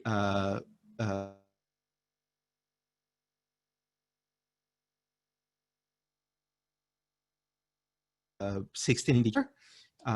And I know that I'm going back and forth between the Spanish word and the anglicized word. So you can say Zapotec without the O, Mixtec, and Triqui is how you would say it both in English and Spanish. So I haven't been consistent with this. I know there was a question between what is the difference or similarity between Mixtec and Mixteco, and I'm referring here to both. I'm using interchangeably, but also Mixtec refers to the actual name of the people and the language that they speak.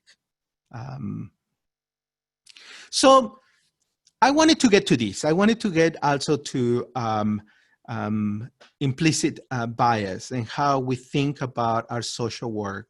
And I think another takeaway message is that Mexico is very diverse ethnically and linguistically, but also it has a long history of racial prejudice against indigenous people. And that prejudice is embedded in a racial hierarchy that is expressed in cultural expressions. As I mentioned, if you understand Spanish or you travel, maybe you heard this when somebody wants to insult somebody else, all they had to do is call them Indian. And that is a pejorative way of using that term. And actually also, since Oaxaca is the most indigenous state in Mexico, also another pejorative term is called people Oaxaquita, the diminutive of being from Oaxaca. So you could say Oaxacan, or you can use it in pejorative ways and use the term Oaxaquita. And actually that was, and I showed a slide of how that was an issue in the school district in Oxnard. A few years ago, actually, students in Oxnard organized a campaign called "Don't Call Me Oaxaquita," don't call me Little Oaxacan or Little Indian, because that was a prevalent bullying practice in the school system, actually. So equating Oaxaca with being an Indian.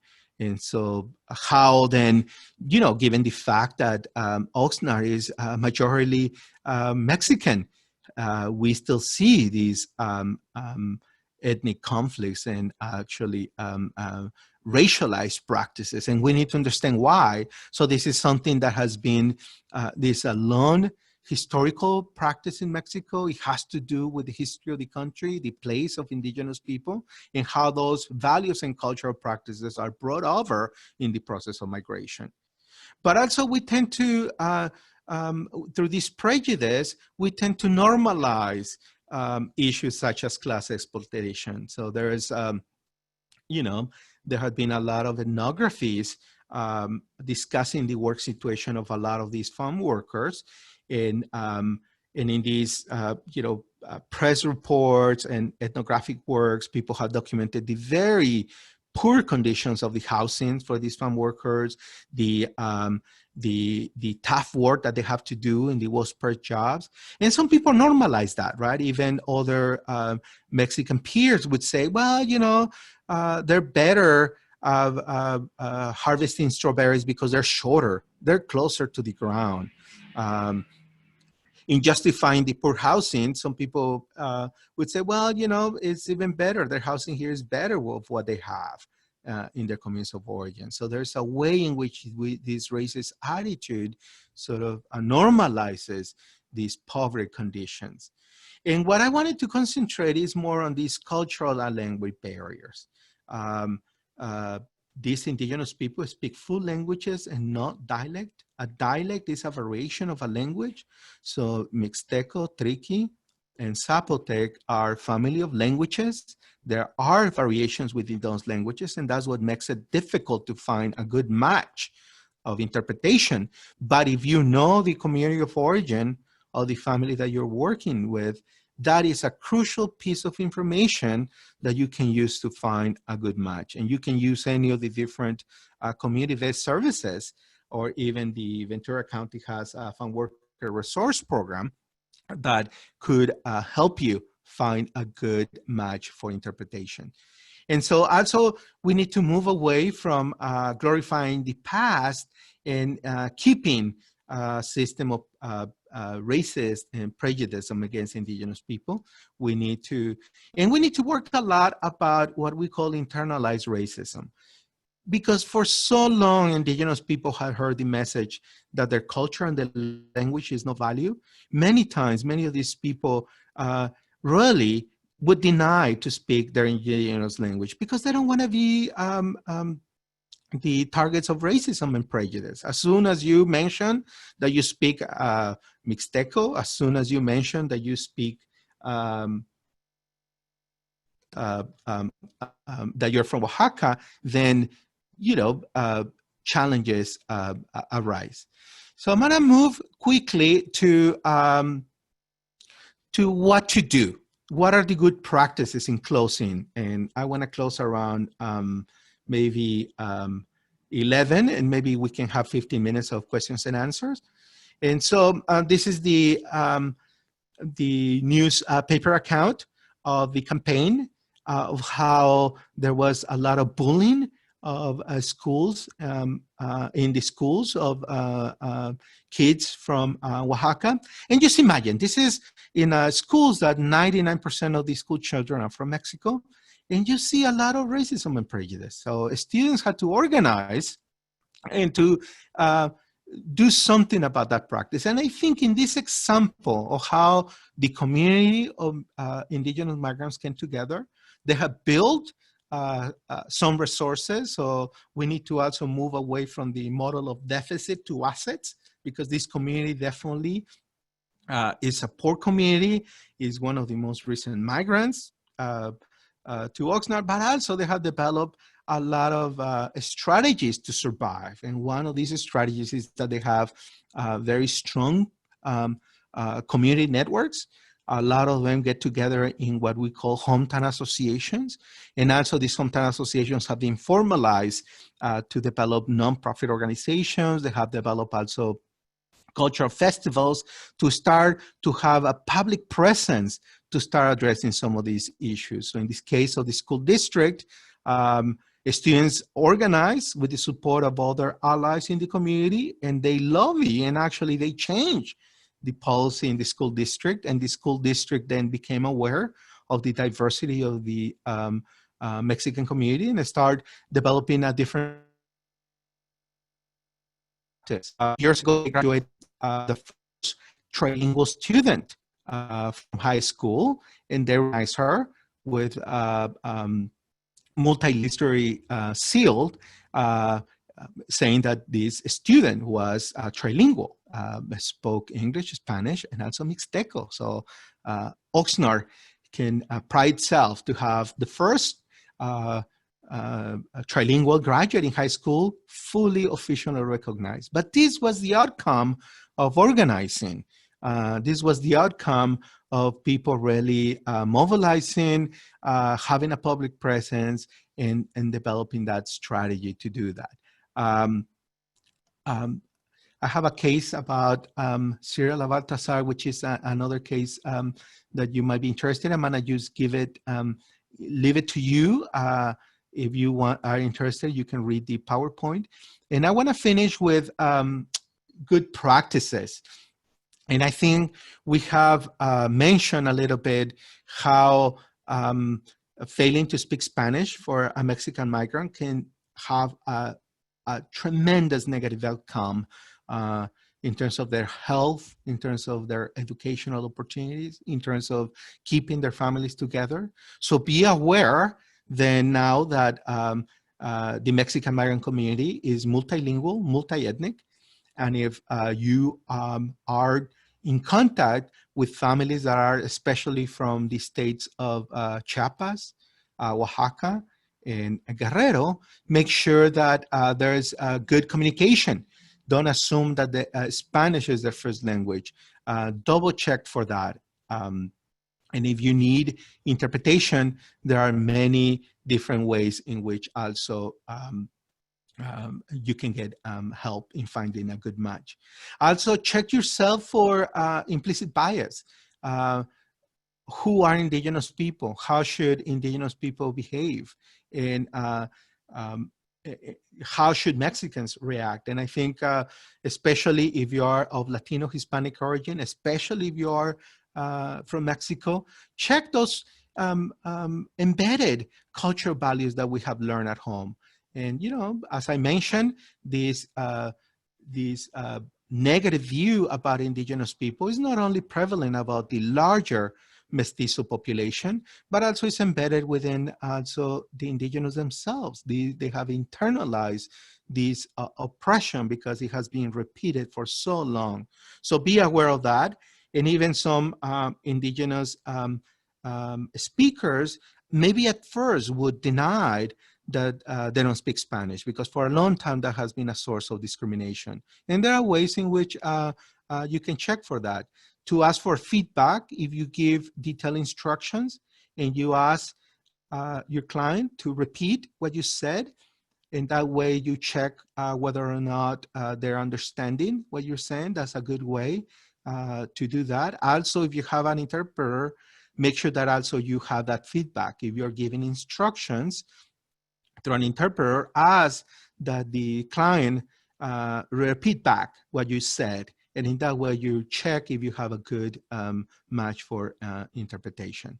But also, we need to think that, especially in the Oxnard area, we think, and this is part of another project that we have, we're documenting and surveying the numbers, but we think that more than 5% of that population in Oxnard, given the fact that is largely of Mexican origin, and given the fact that in Mexico there are between 6 to 22% of the Mexican population is of indigenous origin, we expect that at least 5% of migrants in the Oxnard region are of indigenous origin, and many of them speak another language. So I think that we still need to do the numbers, but it might be great also to start documenting these and start your own database in the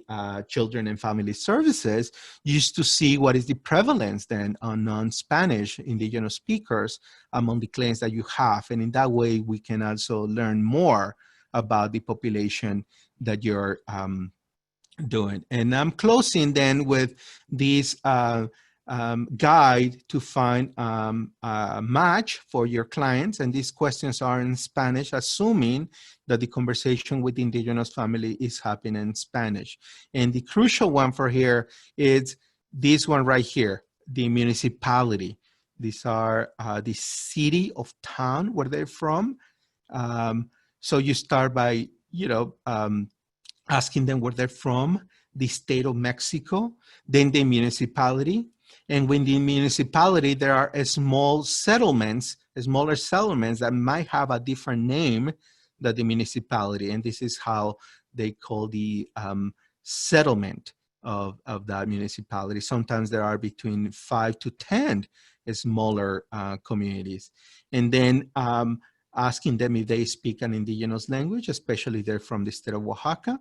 And also literacy rates. The more schooling they have, the better their Spanish would be. If they have lower than third grade of education, chances are is that they may be indigenous dominant. If they have more than a grammar school, which is now the norm, moving into more middle school, chances are they're more bilingual. And I want to end with a last transparency, how the future looks like. In the future, in my computer just froze. I want to suggest that also this immigrant community is changing dramatically along the lines of the larger Latino Hispanic community. And now the majority, 60% of this community is second generation. That means that these are the US-born children of these migrants.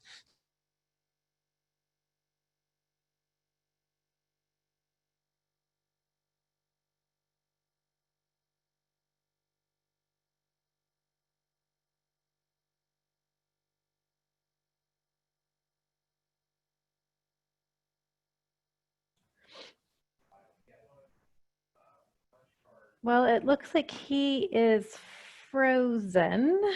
And we were actually going to be moving into Q&A. So let's give him a second, hopefully, to jump back on. What I can do is, many folks ask that we share the results of the poll, so I can do that for you right now. So this was the result of poll 1, where it says, how diverse is the Latino community here in Ventura?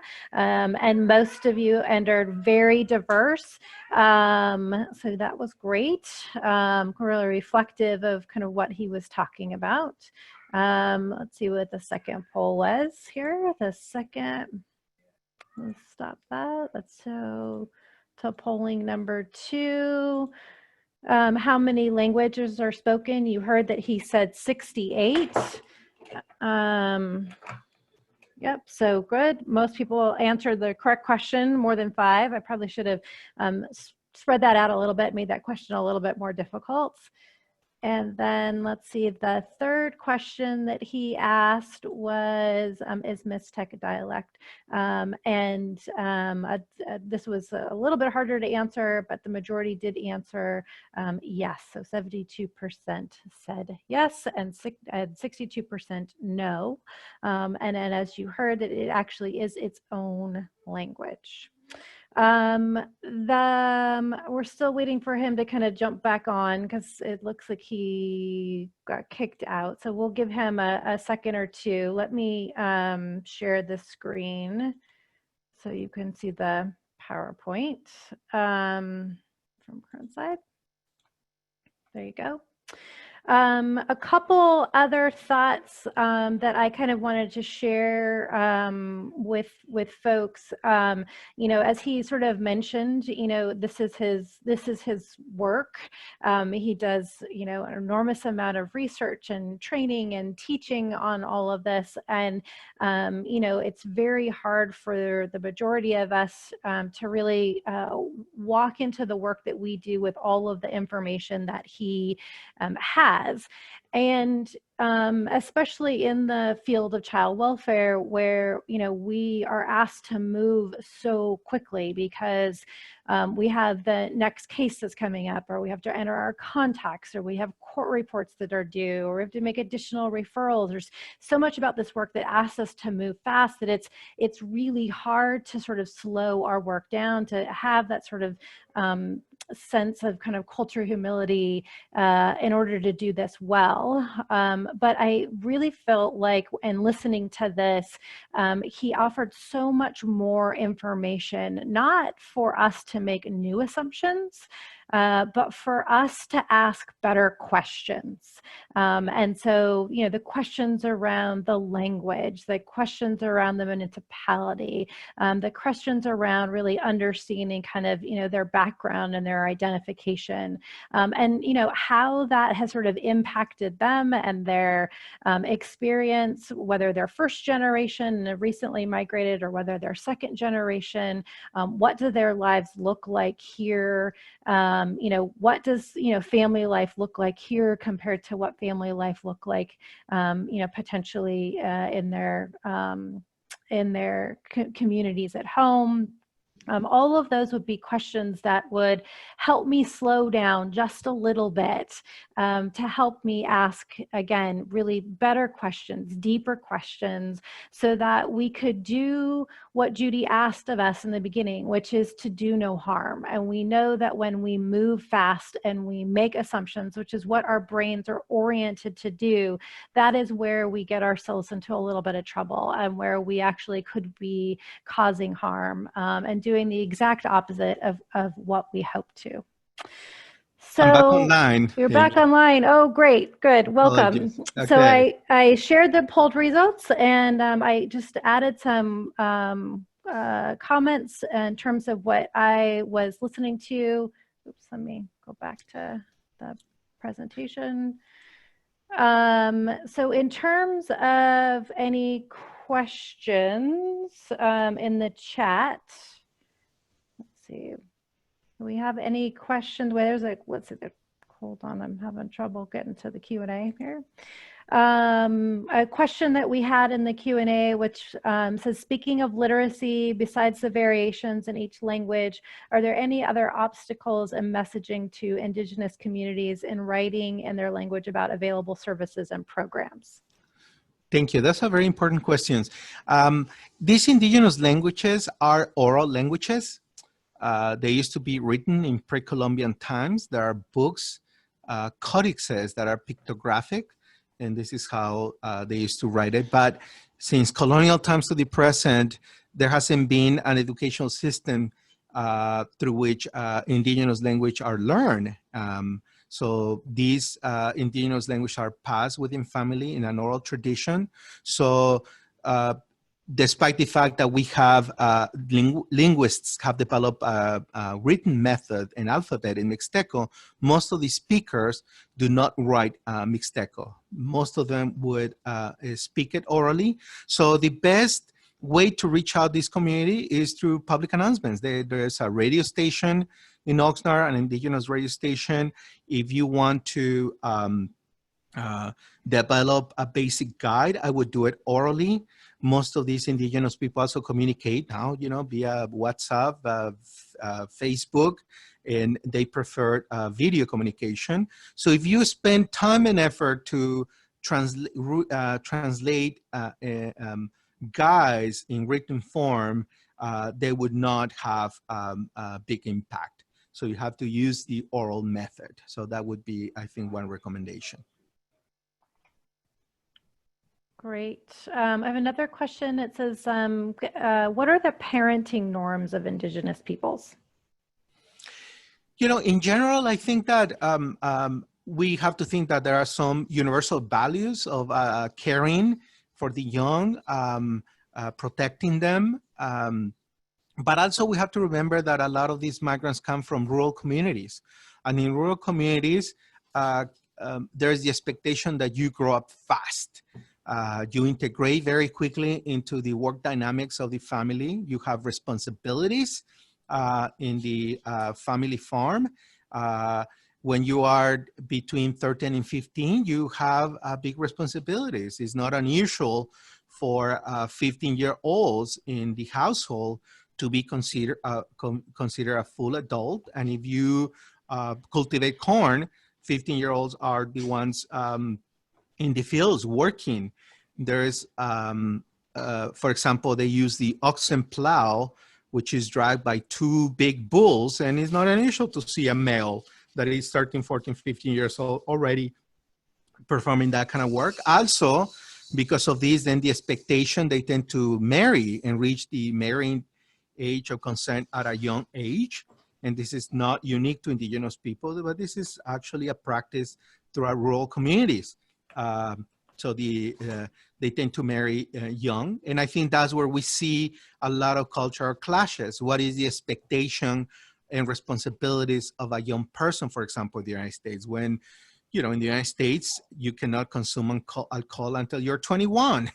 Usually when you're 21 in Oaxaca, you're married and you have kids, actually. So, so there has to be a negotiation. These immigrants have to learn the practices in the places where they arrive. They have to inform themselves about what is the expectation, but also when you are dealing with these families, be aware that the practices where they come from are different. And so in a way, it doesn't have to be my way or the highway, right? It has to be an understanding in how we can, all of us engage in dealing with this community can be informed about how the previous practices from the communities of origin are impacting their lives here, and what can we do to also for them to find their own place and learn the expectations in this new society. Thank you. I think we have time. We have a couple more questions. One question says, I speak English and Spanish. When I speak to Mixteco dominant speakers through a translator, is the best practice to speak in Spanish or in English to the translator? Okay, so let's clarify that. So usually we say interpreter when you are communicating in oral format, and translation is in written format. So let's make sure that we get our here the correct terms. So when you have an interpretation, usually the way we do that is through relay interpretation. Usually we have, especially in Oxnard, there are trained interpreters, and most of these interpreters can interpret from Spanish to the indigenous language, let's say Mixteco. So you, depending on how comfortable you feel, you can speak in Spanish to your interpreter, who then in turn would provide your client with a Mixteco interpretation, and that's called relay interpretation. It's not simultaneous. You have to speak in full sentence, wait for the interpreter who's interpreting from Spanish into Mixteco to give the message. And then the person would respond in Mixteco. You wait for the interpretation from Mixteco to Spanish, and then that's good that you're bilingual. If you speak only English, you might need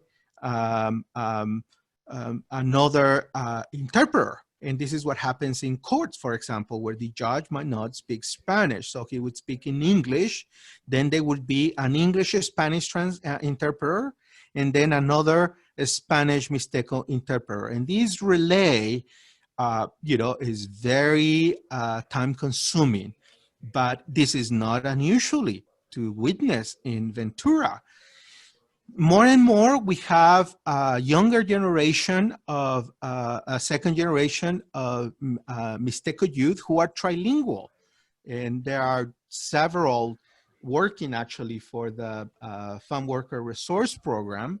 These are people who can interpret from Mixteco into English directly, and they can talk to either the judge or the police officer who speaks only English. But there are few of those. The future looks like it's going to be trilingual, but we need to groom and to educate these young people who have that ability. Still, we're not there, so expect that your interpreter would be Mixteco Spanish. So if you speak Spanish, that would be the fastest way. And if you speak only English, you're going to need a second interpreter. And make sure that everybody's aligning on the same page, because if with one interpreter, there are a lot of chances and opportunities for miscommunication. Just imagine using two interpreters in between. But that's the way sometimes this has to be done.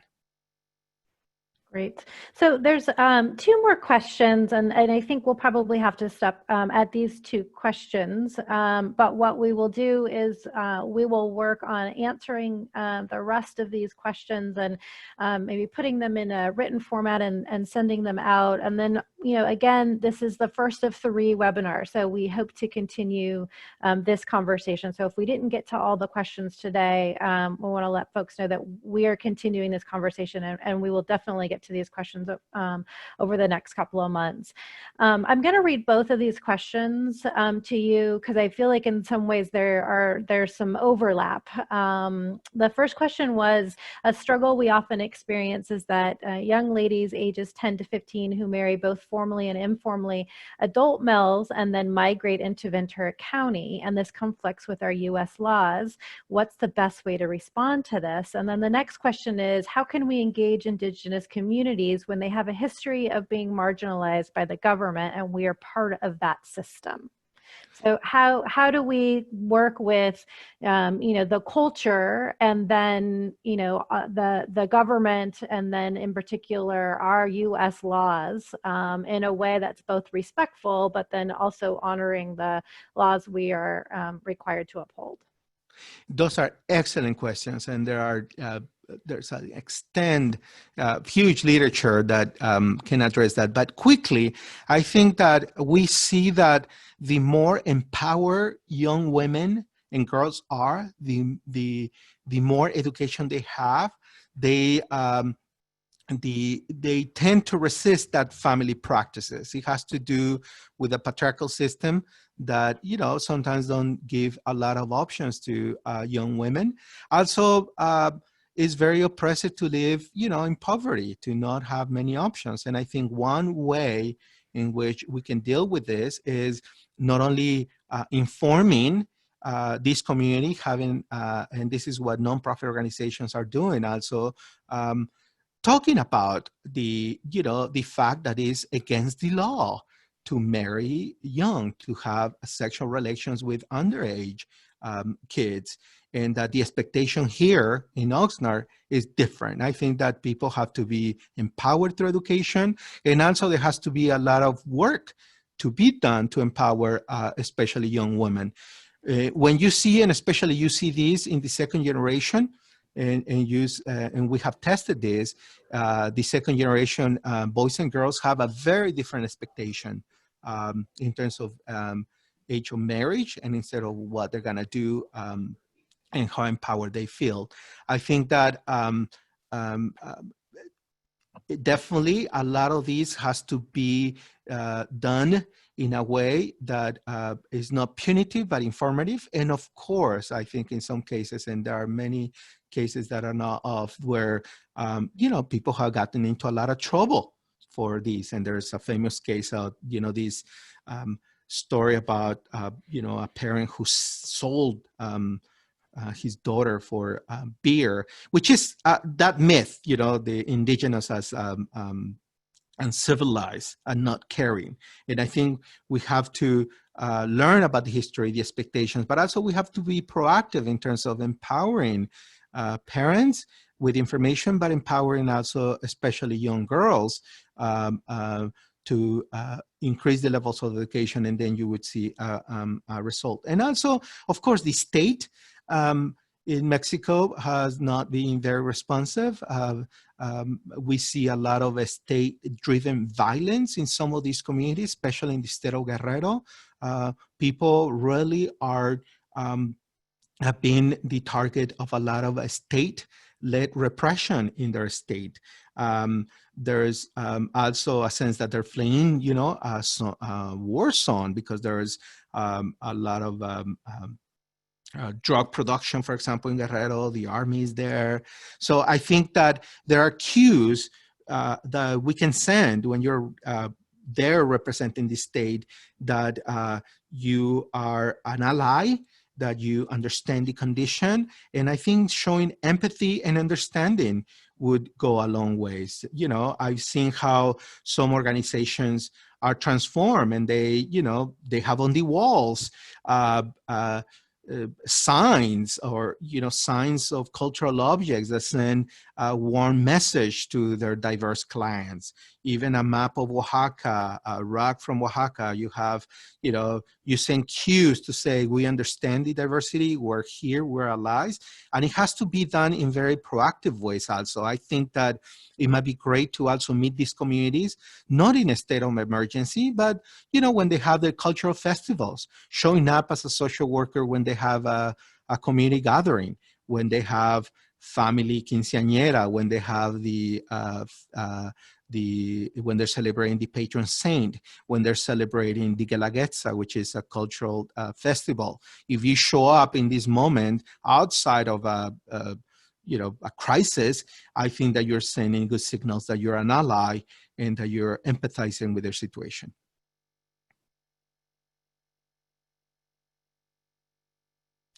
Amy? Great, thank you so much.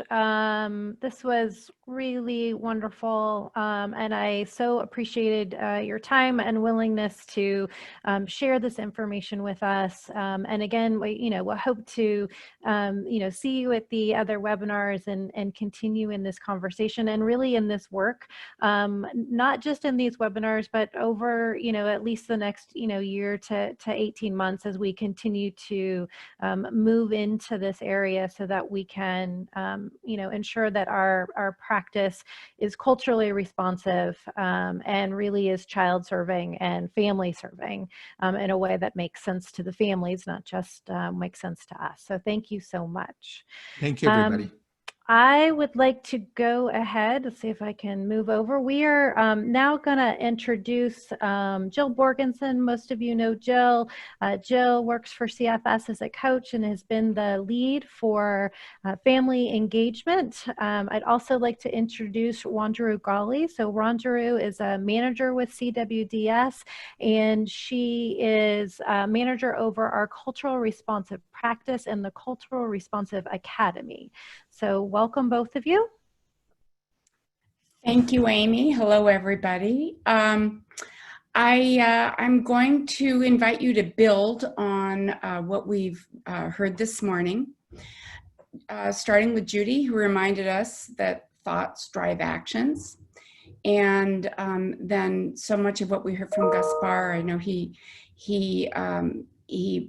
mentioned the implicit frameworks, the stories that we tell ourselves about our place in the world. and the factors that influence our decisions, and moving from the intuitive and emotional thinking to slower and more deliberate thinking. We are going to hear in the next 2 sessions from members of the Latino and Indigenous communities about their experiences and perspectives connecting across cultures.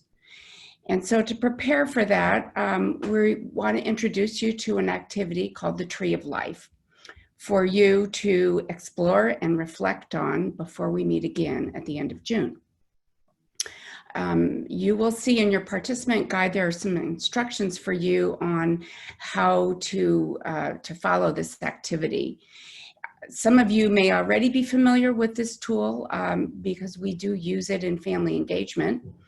And here we have actually shaped it to connect more directly with the exploring of our cultural stories and the meaning that we draw from it. The Tree of Life was originally developed by child welfare workers in South Africa for use with vulnerable youth. And its purpose has been to create a safe space where people can see and connect with each other in a more authentic way. It has been described as an approach that enables people to speak about their lives in ways that make them stronger. We see the value of this activity as twofold. First, it allows us to tell our own narrative through stories that reflect our values and our principles and our hopes and our dreams. And then by allowing us to share that story with others, there's a connection that happens and a greater sense of knowing. That's why it's such a valuable tool for engagement, because it creates that space for people to hear and see each other. So for the participants from CFS, we are asking that you create your Tree of Life on your own and then share it in a breakout room in one of your unit meetings before our next session at the end of June. For those of you who are not members of CFS, we invite you to do this exercise either on your own or in another small group or team meeting that you have. We do have family engagement advocates, many of you know them, to help guide you through this process. There are advocates in many of the units, and we also have community partners who are advocates and available to help support you. So if you would like some help with this and you aren't already connected with an advocate, please reach out to one of us and we'll make sure that happens. We're going to check in with the units in a couple of weeks, also to identify a few of you who'd like to share your trees in our next gathering at the end of June. And then after the second session of this series, we're going to invite you to go back to your small group and explore this a little further with some additional process questions. We love this activity, and I hope you find it enlightening too. Now I'd like to introduce Wanjiru Gully from the CWDS Cultural Responsiveness Academy to tell you a little bit more about how this Tree of Life activity connects to the process of cultural responsiveness. Thank you, Jill. Yeah, so I just wanted to, draw your attention to the idea of family engagement and cultural responsiveness, just really highlighting that connection. As we've heard, from Dr. Salgado, a lot of times, when we are identifying families, we primarily look at their race, and we are pretty good, in social work practice about checking that box in terms of, how families identify themselves. However, as we've heard from him and as we know, race isn't the only way that families identify themselves, and there is information based on their own family culture and their own experiences that we can also, find out about them to help us be cultural responsiveness with them. So with that being said, I just wanted to share a little bit about my story to give an example as to how this plays out. So I was born and raised in Kenya and immigrated to San Diego back in 1993. So I came here as a student to complete my PhD. And then my goal really was to return back to Kenya. However, ended up staying in San Diego, starting my career, getting married, and having my son. So as an immigrant, I did go through several stages of identification in terms of legal status and how I was identified in this country. So student visa to working visa, moving on to my permanent resident status, and then finally being naturalized as an American citizen. However, I share that to say that those are my legal identifications. However, I still identify as a Kenyan. For me, home is Kenya, and I am here temporarily. However, if I was asked about my citizenship, I would say American citizen. However, I do have the backstory of also being of Kenyan heritage. And I share that with you because when people first see me, the first thing that they look at is my race, which is Black or African American. And a lot of times there's a lot of messaging and things that come with that identification without really trying to get to know me, to see who I am and what I'm bringing to the table. And which goes to what I was speaking about earlier, about going deeper into who we are, which is what we will be doing with this Tree of Life and other further activities into your own cultural identity, and really seeing like how that plays out in terms of our relationships with others, how this impacts our worldview in our relationships. And I'm sorry, I see a message that they lost sound.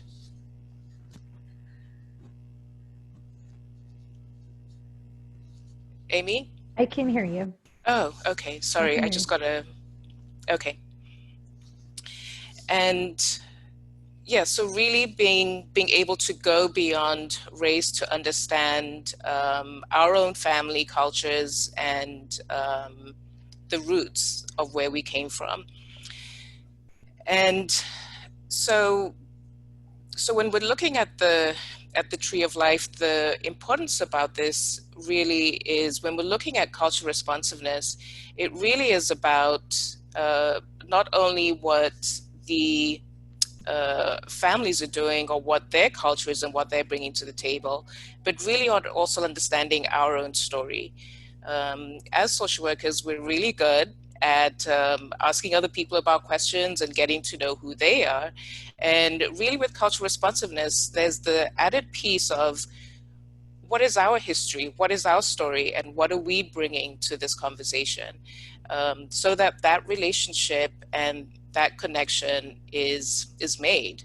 And you know, Judy mentioned this earlier in her introduction when she was talking about seeing ourselves as cultural bridges, and that's what that means. You know, what are we bringing to the table? How do we make that connection with our families so that we can really have a good relationship and understanding, and again also treating families individually based on where they are coming from. So we really encourage you to complete this Tree of Life. And again, you know, this is the first stage in, you know, for you to do your introspective work and understanding of your own background. And in the second stage, just like what Jill had mentioned, we will be having you really go a little bit deeper in your own cultural history and cultural identity, and how that relates with the different families that you work with. We do encourage you to, you know, volunteer. We would be asking for volunteers for folks that would be able to come and share, you know, with the rest of us, things that you have learned about yourself through this activity. Thank you. Great. Thank you both, Jill and Wandrew. And I'm excited to hear from the participants a little bit about how this activity worked for you at the next webinar.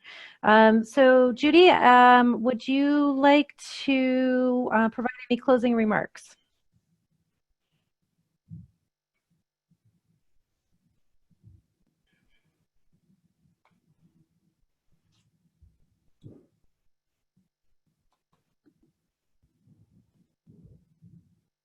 You're muted if you're talking. I don't see Judy still with us. Did we lose Judy? Okay. Well, let's see. Give it one more second, see if she jumps back on. If not, we'll go ahead and end.